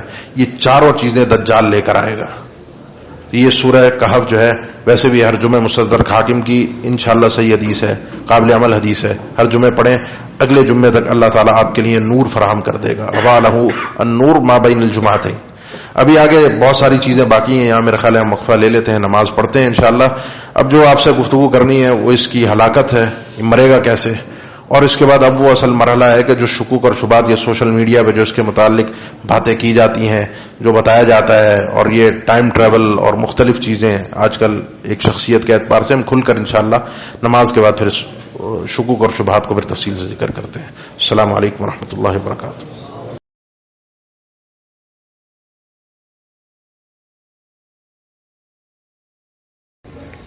الحمدللہ والصلاۃ والسلام علی رسول اللہ، اما بعد. گفتگو ہماری نماز سے پہلے جاری تھی. جو ایک مومن کے لیے دجال کا تعارف ہونا چاہیے اور اس سے حفاظت کے لیے کوشش بھی کرنی چاہیے، سادہ سا جو ایک مسئلہ قرآن و حدیث میں بیان ہوا ہے، ابھی ہم اس کو ہی ذکر کر رہے ہیں. اب آخری چیز ہے کہ اس فتنے سے عمومی طور پہ نجات کب ملے گی. یہ تو تھا کہ خصوصی طور پر میں اس فتنے سے کیسے بچ سکتا ہوں.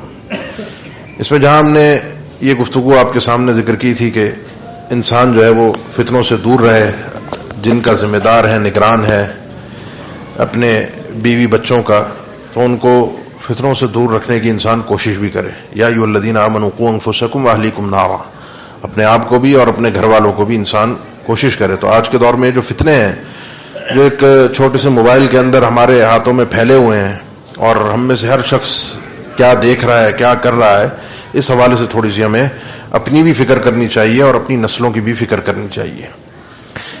آخر میں یہ ہے کہ اس دجال کی ہلاکت، یہ مرے گا کیسے. یہ 40 دن اس زمین پر اپنے فتنے کے ساتھ نکل کر پھرے گا. میں نے مسند احمد کی حدیث کی طرف اشارہ کیا تھا اس میں کہ مسجد اقصیٰ بھی یہ داخل نہیں ہو سکتا. پھر یہ بیت المقدس کا قصد کرے گا، جانے کی کوشش کرے گا کہ اب میں مسجد اقصیٰ بیت المقدس جاؤں، فلسطین. اس موقع پر صحیح مسلم کی حدیث ہے، بخاری میں بھی اس کا تذکرہ موجود ہے، اللہ تعالیٰ آسمان سے عیسیٰ علیہ السلام کو منارہ شرقیہ جو کہ دمشق میں ہے، آسمان سے وہ اتر کے اس منارے پر آئیں گے، اور وہاں پر آ کر وہ جو مسلمان محصور ہوں گے، جو اس سے بچ کر اپنے آپ کو، جو اس کی تکلیفوں کے اندر ہوں گے، ان سے آ کر جب زمین پر آئیں گے تو کہیں گے اس کذاب اور دجال آور کو تم اس کا مقابلہ کیوں نہیں کرتے. تو لوگ کہیں گے یہ تو ایک ایسا جن ہے کہ اس کے پاس وہ صلاحیت ہیں جس کا مقابلہ ہم نہیں کر سکتے. وہ جن کوئی حقیقت میں جن نہیں بلکہ اس کی صلاحیتوں کو دیکھ کر، اس کی ہیبت سے، اس کے ڈر سے ان کی زبان سے کلمات نکلیں گے.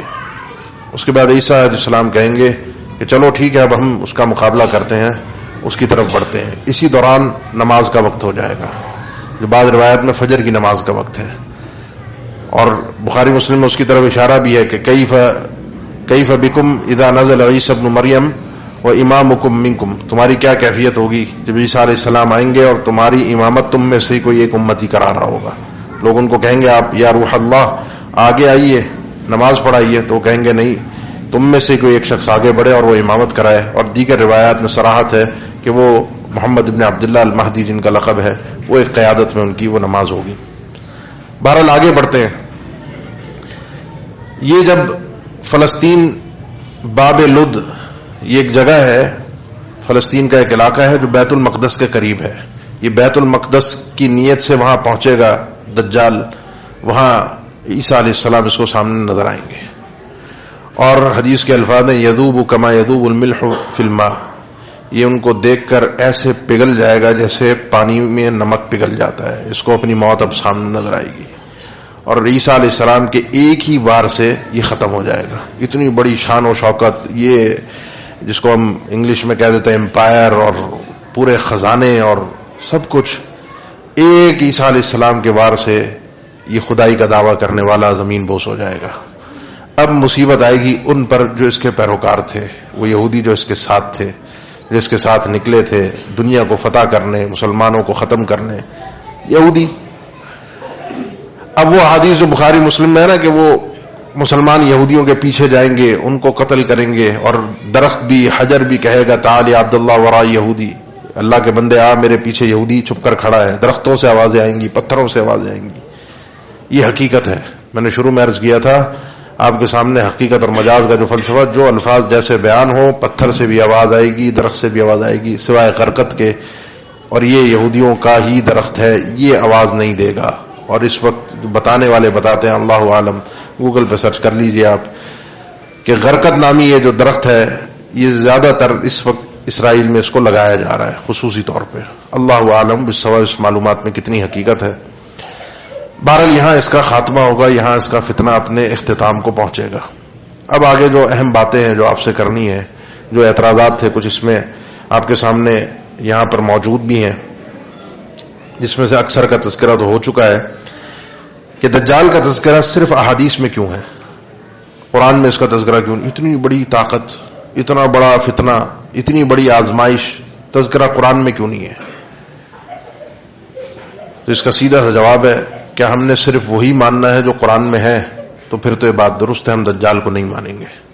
لیکن اگر ہم نے وہ بھی ماننا ہے جو اللہ نے اپنے نبی کے ذریعے سے، ان کی زبان سے، ان کے فرامین سے ہم تک پہنچایا ہے، تو پھر ہمیں اس کو بھی ماننا پڑے گا، کیونکہ اللہ نے ہمیں صرف قرآن پر ایمان لانے کا نہیں کہا۔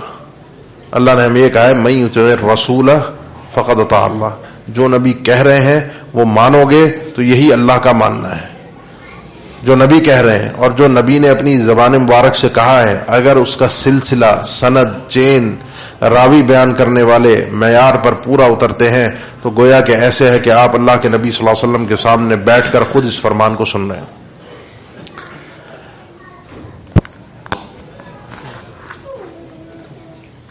قرآن مجید میں پھر بھی اہل علم نے ذکر کیا ہے کہ دجال کے اشارے موجود ہیں۔ اول تو ضرورت نہیں تھی، ایک مومن کو ان ابحاث میں پڑھنے کی ضرورت نہیں ہے۔ قرآن مجید میں گدھے کی حرمت کا تذکرہ موجود نہیں ہے، پھر بھی ہم گدھے کو حرام کہتے ہیں۔ منکرین حدیث کے لیے موت پڑ جاتی ہے جب ان سے سوال ہوتا ہے گدھا حلال ہے یا حرام ہے۔ دیگر جانور جتنے ہیں ان کی حرمت کا تذکرہ قرآن مجید میں نہیں ہے، احادیث سے آپ کو ملے گا۔ یہ بہت ساری چیزیں ایسی ہیں کہ جن کے حلال اور حرام کی تفریق جو ہے وہ اللہ کے نبی صلی اللہ علیہ وسلم کے فرامین کے ذریعے ہی ملتی ہے۔ اور اگر ان فرامین کو مستقل طور پر حجت نہ مانا جائے، ایک تو ہے نا تفسیر کے طور پر مان لیا، قرآن مجید کی وضاحت کے طور پر مان لیا مجبوری میں، اگر مستقل حیثیت میں نہ مانا جائے تو پھر اللہ کے نبی صلی اللہ علیہ وسلم کی رسالت کا فائدہ کیا ہوا؟ پھر آپ پر ایمان اور کلمہ پڑھنے کا فائدہ کیا ہوا؟ پھر بھی قرآن مجید میں اہل علم نے ذکر کیا، کئی مفسرین نے اس آیت میں، جو ہمارے ساتھ جب پروگرام شروع ہوا تھا مغرب کے بعد تو بچے نے جو آیات تلاوت کی تھیں سورہ انعام کی تھیں، آخری آیات 8ویں پارے کی سورہ انعام کی آخری آیت، جس میں تھا یوم یأتی بعض آیات ربک لا ینفع نفسا ایمانها لم تکن آمنت من قبل او کسبت فی ایمانها خیرا، کہ لوگ قیامت کے متعلق پوچھتے ہیں کب آئے گی؟ جس دن آئے گی اس کی کچھ نشانیاں ظاہر ہوں گی، قیامت کی کچھ نشانیاں ظاہر ہوں گی، تو اس دن نشانیوں کے، تمہارے پروردگار کی ان نشانیوں کے ظاہر ہونے کے بعد لا ينفع نفسا ایمانها لم تكن آمنت من قبل، کوئی مومن نہیں تھا ان نشانیوں کے بعد اگر وہ مومن بن بھی جائے اس کا ایمان اب قابل قبول نہیں ہے۔ آیت میں یہ ہے اور حدیث میں ہے کہ ثلاث اذا خرجنا، تین چیزیں ایسی ہیں جب وہ دنیا میں نکل آئیں گی، ظاہر ہو جائیں گی، تو آپ صلی اللہ علیہ وسلم کا فرمان بھی یہی ہے کہ لا ينفع نفسا ایمانها لم تكن آمنت من قبل او کسبت فی ایمانها خیرا، بالکل وہی الفاظ ہیں قرآن کے۔ وہ تین چیزیں کون سی ہیں؟ وہ آیات ربک کی تفسیر ہے، یوم یأتی بعض آیات ربک، وہ آیات ربک کیا ہے؟ میں اور آپ بتائیں گے یا وہ بتائیں گے کہ جن پر قرآن مجید نازل ہوا ہے؟ آپ صلی اللہ علیہ وسلم نے بیان فرمایا، صحیح مسلم کی حدیث ہے، وہ تین چیزیں ہیں، ایک ہے طلوع الشمس من مغربها، سورج کا مغرب سے طلوع ہونا، دابۃ الارض اور الدجال۔ میں نے ذکر کیا تھا شروع میں یہ 10 نشانیاں جو ہیں بڑی، یہ پے در پے آئیں گی ایک کے بعد ایک، جیسے وہ حدیث میں بیان میں نے کی تھی، لڑی ٹوٹتی ہے، کوئی چین ٹوٹتی ہے، کوئی مالا ٹوٹتی ہے اور اس کے اندر موتی ہوتے ہیں، ٹوٹنے کے بعد وہ لمحے پر کے اندر بکھر کے گرتے ہیں، ایسے یہ فوراً یہ نشانیاں آئیں گی۔ تو یہ تین نشانیاں یکے بعد دیگرے ہے، اور اس کے بعد ایمان قابل قبول نہیں ہے. جو مومن نہیں تھا، جو تھا وہ اپنے سلسلے پر قائم رہے گا، آگے چلتا رہے گا. تو اس کا تذکرہ اس انداز میں تفسیر کے طور پر اللہ کے نبی صلی اللہ علیہ وسلم ذکر فرمایا، جس کا اشارہ قرآن مجید میں موجود ہے. حافظ ابن حجر نے رحمہ اللہ فتح الباری میں ایک اور استدلال بھی ذکر کیا. انہوں نے کہا کہ دو ضدین ہیں. عیسیٰ ابن مریم علیہ السلام، ان کا جو نزول ہے، یہ جو جس کو قیامت کی نشانی بھی کہا گیا ہے سورہ زخرف میں، وَإِنَّهُ لَعِلْمٌ لِلسَّاعَةِ فَلَا تَمْتَرُنَّ بِهَا وَاتَّبِعُونِ، یہ قیامت کی نشانیوں میں سے ایک نشانی ہے. اور کہتے ہیں یہ نشانی اس انداز میں ذکر ہوئی ہے کہ قرآن مجید میں اس کی صراحت یہ ہے کہ وَإِن مِّنْ أَهْلِ الْكِتَابِ إِلَّا لَيُؤْمِنَنَّ بِهِ قَبْلَ مَوْتِهِ، عیسیٰ علیہ السلام کی وفات سے پہلے سارے اہل کتاب ایمان لے کر آئیں گے، یعنی کوئی یہودی عیسائی باقی نہیں بچے گا. یا تو وہ بن جائے گا مسلمان، یا وہ اس دنیا سے رخصت ہوگا. جو آپ نے ابھی دجال کی ہلاکت کا تذکرہ سماعت فرمایا، اس کے بعد صرف زمین پر مسلمان باقی بچیں گے. پھر یہ یاجوج ماجوج کا تذکرہ ہے، دجال کے فوراً بعد یاجوج ماجوج کا تذکرہ ہے. یہ ایک تسلسل ہے، وہ پھر ایک الگ موضوع ہے قیامت کی نشانیوں کا.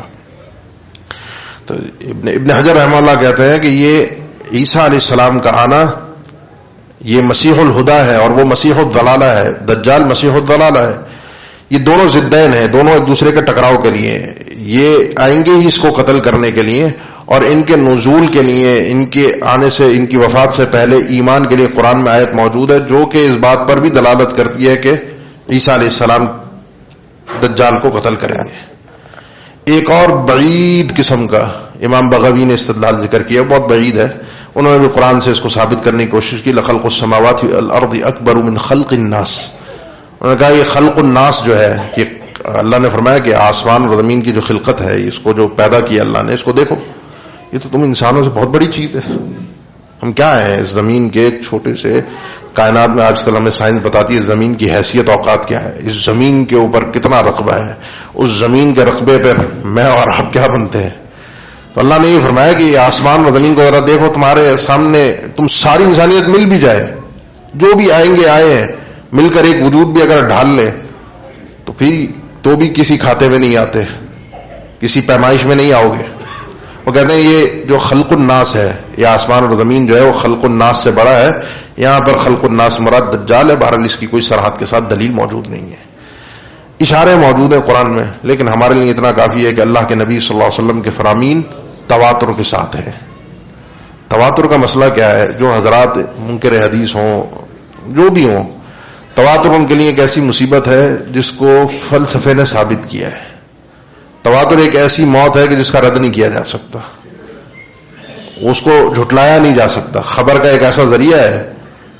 آج کے ملحدین کا ایک نیا فلسفہ ہے کہ وہ خبر کو مانتے نہیں ہیں، لیکن خبر انسان جو ہے تواتر کے ساتھ ہے تو ماننے پر مجبور ہوتا ہے. خبر کوئی بھی خبر ہو، آپ کو ایک دم سارے ٹی وی چینل بتانے لگے آج تو جھوٹ ہے نا، تو وہ تواتر نہیں ہے.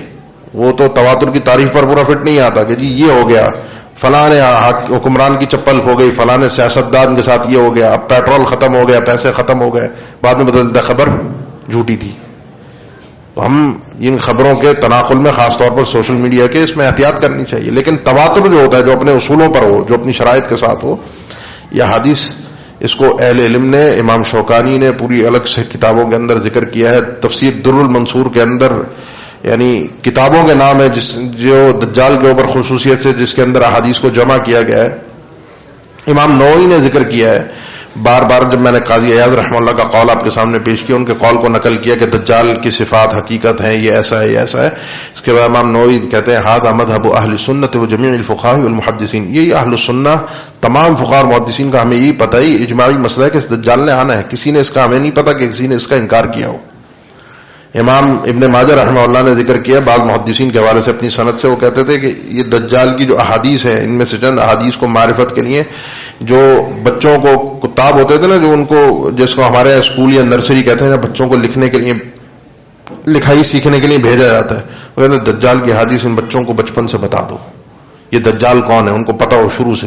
ان کے انہی مدرسوں کے اندر چھوٹی چھوٹی مانٹیسری ہے، نرسری ہے، ان کے اندر بچوں کو ابتداء دجال کا تذکرہ مل جائے. تو یہ ثابت شدہ چیز ہے، اس میں کوئی ایسے اختلاف نام کی چیز پہلے نہیں تھی. آج کے مستشرقین کی طرف سے کوئی اعتراضات، جن میں سے ایک یہ ہے کہ قرآن میں اس کا تذکرہ نہیں ہے. اچھا جی پھر نہیں ہے حدیث میں تو ہے، وہ کہاں سے آ گیا؟ جی وہ تو یہودیوں نے شامل کیا ہے، یہ تو ساری داستانی، وہ ان کے نزدیک تو احادیث ساری یہودیوں کی سازشیں ہیں، سارا خراسانی فلسفہ ہے، ساری اجمیوں کی سازش ہے۔ وہ یہودیوں نے کیوں کیا ہے؟ کیونکہ یہودیوں کے نزدیک دجال کا تذکرہ موجود ہے، انہوں نے اس کو ہیر پھیر کر کے احادیث میں شامل کر دیا۔ اس کی کیا دلیل ہے؟ اس کا کیا ثبوت ہے؟ ثبوت کوئی نہیں ہے، ایک ہوائی بات ہے جس کا ثبوت کچھ بھی ثابت کرنے کے لیے آپ یہ نہیں کر سکتے۔ وہ یہودی اپنی تائید کے لیے دجال کو مانتے ہیں، وہ مسلمانوں کے اندر اس فلسفے کو پیش کریں گے اور وہ اس انداز میں پیش کریں گے کہ دجال کو کذاب، اعور، اور اس کو اس طرح سے گھٹیا انداز میں اس کو فتنہ اور بدترین فتنہ پوری انسانیت کا، اس کا قتل، اس کے بعد یہودیوں کا اس کے بعد قتل ہونا، یہودی اپنی مخالفت میں مسلمانوں کو گمراہ کریں، یہ تو بات عقل سے بھی ماورا ہے۔ اس پر مختلف اعتراضات کرنے والے دجال پر، اس کے تصور پر، وہ یہ کہتے ہیں یہ جو تصور آپ پیش کر رہے ہیں وہ جی جنت جہنم لے کر گھوم رہا ہے، وہ آسمان سے بارش برسا رہا ہے، وہ زمین سے اناج اگا رہا ہے، وہ یہ کر رہا ہے، وہ یہ کر رہا ہے، وہ یہ کر رہا ہے۔ یہ کبھی یہ پوائنٹ ہے نا ہمارے پاس، یہ دجال کسی شخص کا نام ہے، سسٹم کا نام ہے، تو یہ کیسے ہوگا؟ یہ تو کچھ اس میں سے تو انبیاء کے معجزات سے ملتا جلتا چیزیں ہیں۔ عیسیٰ علیہ السلام مردے کو، موسیٰ علیہ السلام اور جو آنکھوں سے نابینا ہے اس کو شفا یاب کر دینا، بیماریوں سے صحت عطا کر دینا، جو عیسیٰ علیہ السلام کا تذکرہ قرآن مجید کے اندر موجود ہے ان کے، تو یہ تو گویا کہ معجزات میں اور دجال کے ان معاملات میں کوئی فرق نہ رہا۔ پھر تو دجال جو پیش کر رہا ہے اس حساب سے تو ہمیں اس کو مان لینا چاہیے، کیونکہ انبیاء جب معجزات پیش کرتے ہیں ان کو مانا جاتا ہے، تو دجال بھی جب یہ خوارق عادت چیزیں جو عام روٹین سے ہٹ کر ہیں ایسی پاور دکھا رہا ہے تو اس کو پھر مان لینا چاہیے، تو قرآن کے اسلوب کے خلاف ہے۔ بات سمجھ میں آ رہی ہے؟ اعتراض سمجھ میں آ رہا ہے آپ کو؟ اس کا ایک سیدھا سادہ آسان سے جواب ہے، انبیاء جا چکے ہیں۔ ما کان محمد ابا احد من رجالکم ولکن رسول اللہ وخاتم النبیین، ختم نبوت، اب کوئی نبی نہیں آئے گا، اب جو آگے جو دکھائے گا نا اس قسم کی حرکتیں وہ دجال ہی ہے، وہ دجال ہے۔ الحمدللہ اللہ نے ہمیں اس مصیبت سے، ہمیں اس آزمائش سے باہر نکال دیا کہ ہم اس میں آزمائے جائیں کہ ہمیں انبیاء کے معجزات میں اور دجال کے۔ نمبر ایک ہے۔ نمبر دو یہ ہے، یہ اللہ تعالیٰ چیزیں عطا کر دیتا ہے، اپنی قدرات عطا کر دیتا ہے، قوت عطا کرتا ہے، اس کو عطا کی ہے بطور آزمائش کے، اور وقتی ہے۔ جو بندہ مار کے اس نے زندہ کرنا ہے پھر دوبارہ مارے گا، جو حدیث آپ نے سنی تھی وہ دوبارہ نہیں مار سکے گا، جو مدینہ سے نکل کر اس کا امتحان لینے جائے گا، صحیح مسلم کی حدیث ہے، دوبارہ نہیں مار سکے گا۔ اس کا مطلب اختیار بھی ہے، جزوی ہے، کلی نہیں ہے، اور میری اور آپ کی آزمائش کے لیے۔ اللہ کے نبی صلی اللہ علیہ وسلم نے فرمایا کہ وجنت فنار وجنہ وجنت والنار، اس کی آگ جنت ہے۔ انبیاء جو معجزات دکھاتے ہیں، جو اچھائیاں پیش کرتے ہیں، جو کسی کو شفایاب کر رہے تھے، تو وہ کوئی اس کو یہ کہا گیا ان کا شفایاب ہونا ان کو گناہگار کر رہا ہے، ان کو جہنم میں لے جا رہا ہے۔ زمین آسمان کا فرق ہے۔ یہ اس قسم کی صلاحیتیں، چیزیں اگر اس کو اللہ تعالیٰ نے عطا کی ہیں، وہ میری اور آپ کے ایمان کی آزمائش کے لیے ہے، اسی لیے اس کو سب سے بڑا فتنہ قرار دیا گیا، سب سے بڑا فتنہ۔ اور آج کے دور میں تو اعتراض بنتا بھی نہیں ہے۔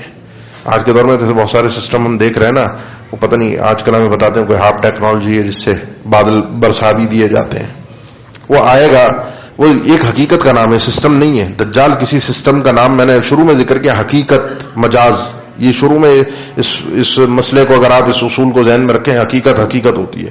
جب اس کو کہا گیا ہے کہ ایک شخصیت ہے، ایک وجود ہے، اس کی صفات بیان ہوئی ہیں، اس کی آنکھوں کا تذکرہ ہے، اس کے چلنے پھرنے کا تذکرہ ہے، اس کے کلام کرنے کا تذکرہ ہے، اس ایک آدمی کے پیروکاروں کا تذکرہ ہے، حدیث تمیم داری کے اندر اس کے قید ہونے کا تذکرہ۔ سسٹم کہاں سے ہوا؟ لیکن سسٹم اس کی تائید میں ہوگا۔ یہ جو بارش برس رہی ہے، یہ جو زمین اناج اگا رہے ہیں، مجھے ابھی کچھ عرصے پہلے میں نے یہ پڑھا، میں نے اس کو پورا میں پڑھ نہیں سکا، کئی سال پہلے کی بات ہے، کہ اب جو ایک یہ مائکروسافٹ کا بانی ہے نا، کیا نام ہے اس کا، بل گیٹس، یہ دنیا سے اناج جو بیج ہوتے ہیں ان کو اب اپنی کنٹرول میں کر رہا ہے۔ جو آپ زراعت کرتے ہیں، زمین میں بیج بوتے ہیں، پہلے ہم بیج سنتے ہیں، ہم نے زراعت کی نہیں ہے، اس شعبے سے واقف نہیں ہے، بیج بوتے تھے، چیزیں نکلتی نہیں، پھر وہ بیج آسانی سے دستیاب ہو جاتا۔ اب بیج ایسا ہے کہ اس سے پھل ایک دفعہ نکلے گا، اس سے جو بیج ہوں گے نا وہ آپ کا پھل یا اناج نہیں اگا سکتے، آپ کو ہر دفعہ عام طور پہ اب خریدنا ہے۔ یہ امپورٹڈ بیج آ رہے ہیں، ان چیزوں پر اس نے باقاعدہ ایک بینک بنایا ہے, ایک جگہ محفوظ بنائی جہاں ان چیزوں کو محفوظ کر رہا ہے. کہ دنیا کے اندر زراعت کے لیے کنٹرول پورا اس کو, کیونکہ آپ یہ ڈالر جو پرچیاں ہیں کھا نہیں سکتے. آپ جو ہے وہ سونا آپ کے پاس کتنا ہی کیوں نہ ہو, کیا کریں گے اس سونے کا؟ اصل زندگی کے لیے ہوا چاہیے, کھانا اور پانی چاہیے, اس کے بغیر زندگی نہیں ہے. یہ حقیقت زندگی ہے. اور دجال کے پاس یہ ہوگا, معہ جبل خبز و نہر ماء. بخاری کی حدیث جو ہے جو میں نے شروع میں پیش کی تھی, روٹیوں کا پہاڑ ہوگا اور پانی کی نہریں ہوں گی. اور یہ ایک سسٹم بن رہا ہے, لیکن یہ سسٹم دجال نہیں ہے. ہو سکتا ہے اللہ عالم یہ سسٹم ہی بعد میں چل کے دجال کی سپورٹ میں آ جائے, اس کے لیے سسٹم بنایا جا رہا ہو, یا ہو سکتا ہے اللہ تعالیٰ اس کو ڈائریکٹلی یہ چیزیں عطا کر دے.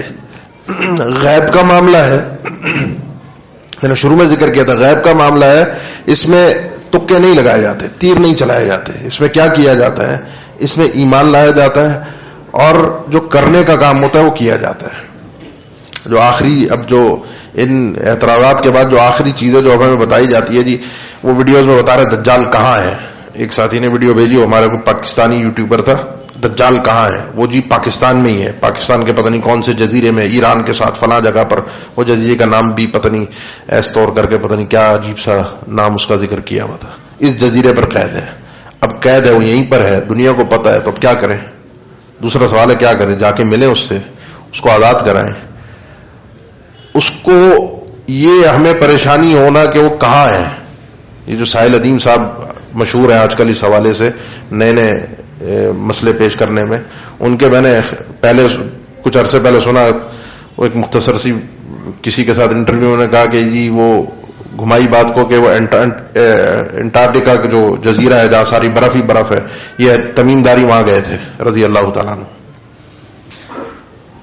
پہلے کی اس کی کسی نے ویڈیوز مجھے بھیجی, وہ 2-2 گھنٹے کی, اتنا وقت تو سچی بات ہے ایسے آدمی کو سننے کے لیے آدمی برباد نہ کرے. ایک تو خون کھولتا ہے, میں اپنی بات کر رہا ہوں, جس انداز سے وہ گفتگو ان کی ہوتی ہے, جو طنز ہوتا ہے, جو ایک اپنی خود انا پرستی ظاہر ہو رہی ہوتی ہے کلمات سے, یہ ایک مسلمان کو چاہے جائے کہ کوئی پڑھا لکھا ہو اس کو بھی زیب نہیں دیتی. 12 لوگ کاٹ کاٹ کے جو کچھ چیزیں مجھے بتائی گئیں یہاں سے اس نے اس مسئلے پر گفتگو کی ہے, جی وہ ٹائم ٹریول ہوا تھا, وہ پہلے ان کو برمودا ٹرائنگل میں پہنچا دیا. وہ جی دجال بہت سو نے ذکر کیے, برمودا ٹرائنگل یہاں پر ہے کیونکہ وہاں کوئی جا نہیں سکتا, وہاں اندر کیا ہے کیا حقیقت ہے کچھ نہیں پتا, وہاں ہر چیز جا کے ڈوب جاتی ہے. ویڈیوز بھری ہوئی ہیں, تجسس ہے لوگوں کو, لاکھوں کی تعداد میں لوگ دیکھ رہے ہیں, ماننے والے مان بھی رہے ہیں. تمیم داری کے متعلق ٹائم ٹریول تھا, وہ مستقبل میں جا کے انہوں نے دیکھا تھا. وہ بھی اس کے نزدیک دجال پیدا نہیں ہوا, وہ دجال پیدا ہوگا, دجال پیدا ہوگا. اور تمیم داری نے جو دجال سے ملے تھے وہ مستقبل میں فیوچر میں چلے گئے تھے.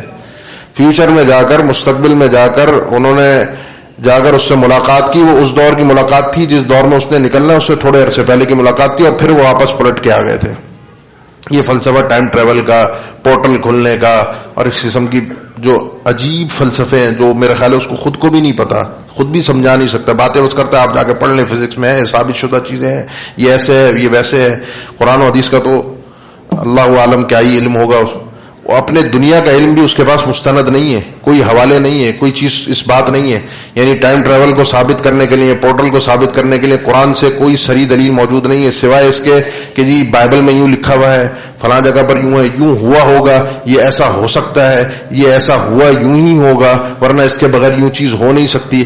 آپ جی یہاں کے مولویوں کی تفسیر چھوڑ دیں, اردو والوں کی, یہ جو سورہ کہف کی تفسیر ہے یہ آپ اردو والے مولویوں کی تفسیر پڑھتے ہیں, ان کو کیا پتا, آپ عربی کی تفسیر پڑھیں, اس میں سب لکھا ہوا ہے.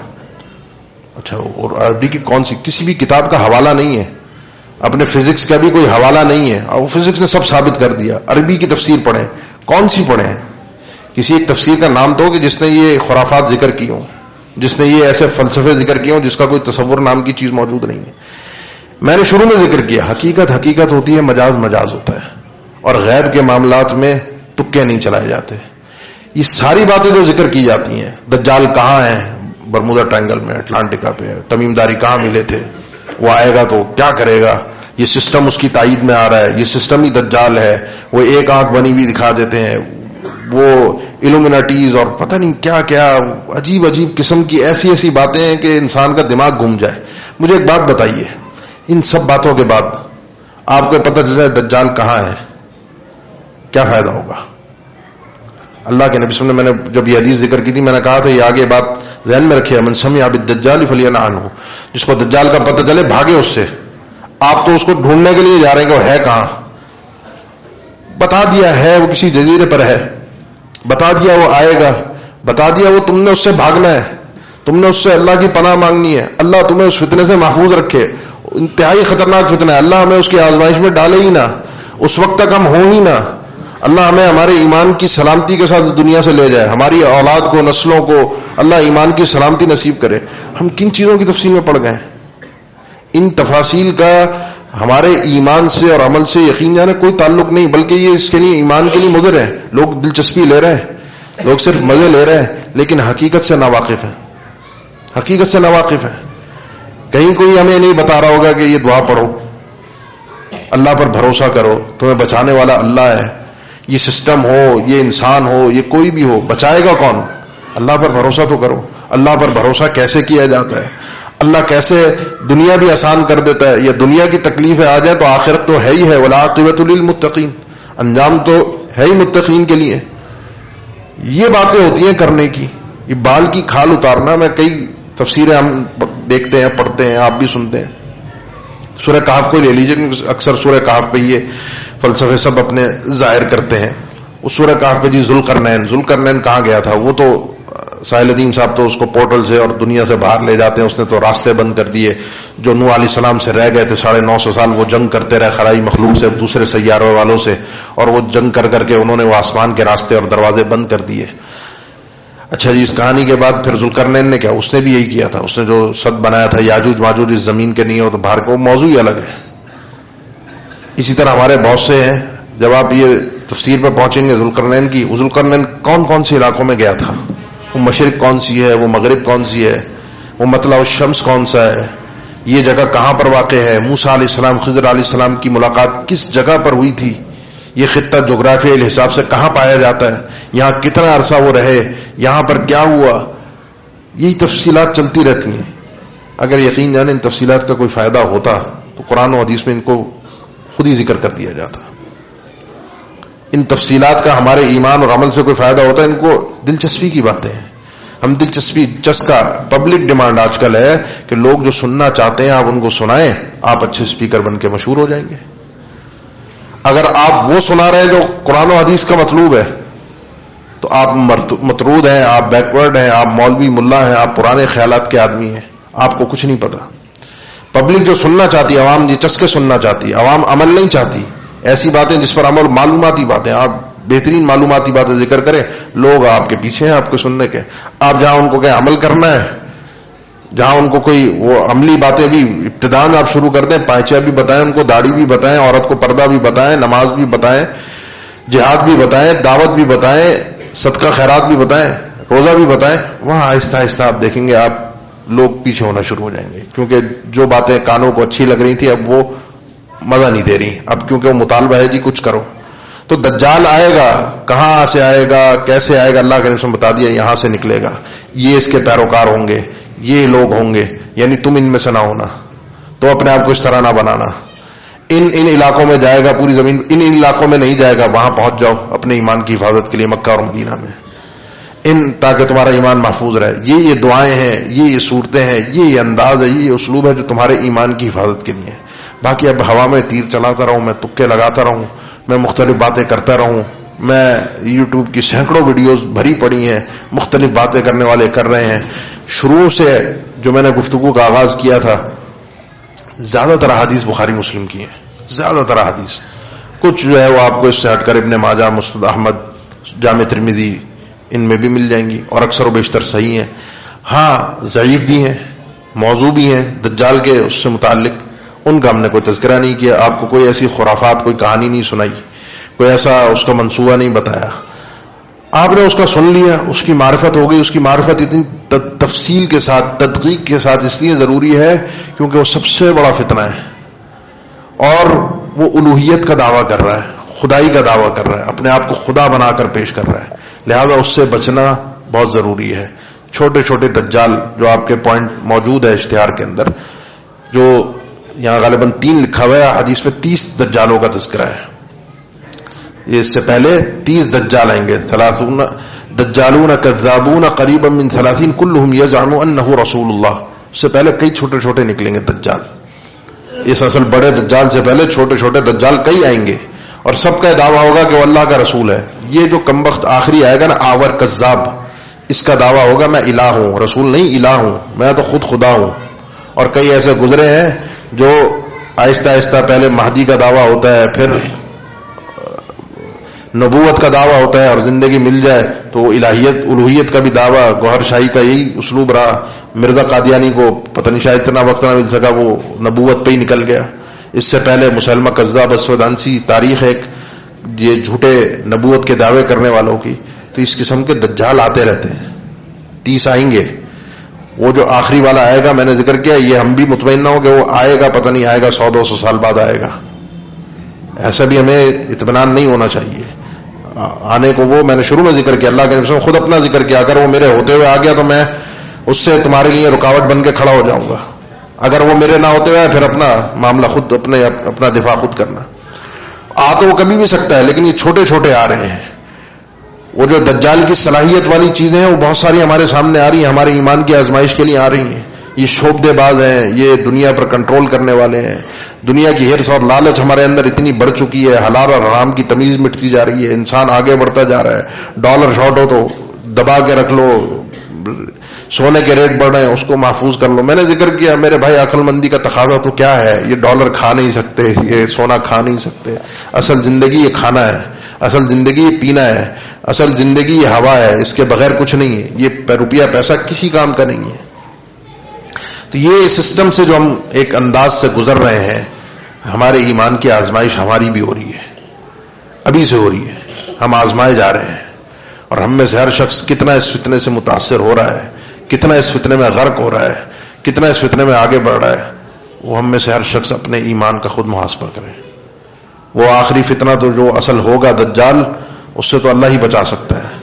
ان فتنوں سے بھی ہمیں اللہ محفوظ رکھے، اللہ ہی حفاظت کرنے والا ہے۔ اللہ پر بھروسہ کیجیے، اللہ سے دعائیں کیجیے۔ ان نمازوں کے اندر خاص طور پر اس دعا کا اللہم انی اعوذ بک من عذاب القبر ومن عذاب جہنم ومن فتنة المسیح الدجال ومن فتنة المحیا والممات۔ اس دعا کا خصوصی اہتمام کیجیے۔ ربنا آتنا فی الدنیا حسنہ، جامع ترین دعا ہے اپنے لیے، اپنی اولاد کے لیے۔ یہ جو خاص مواقع ہیں دعاؤں کے، اللہ سے حفاظت مانگیے، اللہ سے سلامتی مانگیے، اللہ ہم سب کو فتنوں سے محفوظ فرمائے، خصوصی طور پر اس دجال کے فتنے سے۔ جو میں نے بیان کیا وہ اللہ کی طرف سے اللہ کی توفیق اور اس کی مہربانی تھی۔ وقت کوشش تھی کہ اپنے وقت میں بات پوری ہو جائے، پھر بھی کچھ وقت طویل ہو گیا۔ اللہ تعالیٰ آپ سب کا یہاں آنا قبول فرمائے۔ ہمارے جو مسجد کی انتظامیہ ہے، ان کی طرف سے جو خدمات مسجد کی سہولتیں پیش کی گئیں، اللہ تعالیٰ ان کو بھی اس کی جزائے خیر دے۔ یہ جو نوجوان ساتھی ہیں چند جو محنت کرتے ہیں، کوشش کرتے ہیں، آپ ساتھیوں کو جمع کرتے ہیں، کسی نہ کسی کو ہر مہینے بلاتے ہیں، آپ سے ایک ملاقات ہوتی ہے، خاص انداز میں گفتگو ہوتی ہے۔ اللہ تعالیٰ ان بھائیوں کو بھی ہمت دے، توفیق دے، ان کی اس کوشش اور کاوش کو اپنی بارگاہ میں قبول و منظور فرمائے۔ آپ بھائیوں کا یہاں آنا بھی قبول فرمائے اللہ تعالیٰ اپنی بارگاہ میں، جو دور دور سے بھی آئے، جو ساتھی احباب قریب کے بھی ہیں۔ جو ہم نے سنا بس کوشش یہ ہو، خلاصہ اتنا ہے، اللہ ہمارے ایمان کی حفاظت فرما دے، سلامتی کے ساتھ اس دنیا سے جب رخصت ہو، ایمان کی سلامتی کے ساتھ ہو، اللہ سے ملاقات ہو کامل ایمان کے ساتھ ہو، خاتمہ بالخیر جس کو کہا جاتا ہے، اللہ ہمارا فرما دے۔ ہمارے ایک بھائی ہیں، ان کی بھی طبیعت ناساز ہے، کل ان کا آپریشن ہے، ان کے لیے بھی دعا فرمائے، اللہ تعالیٰ ان کو صحت عافیت والی سلامتی والی زندگی عطا فرمائے۔ اقول قولی ھذا واستغفر اللہ لی ولکم، آخر دعوانا الحمد للہ رب العالمین۔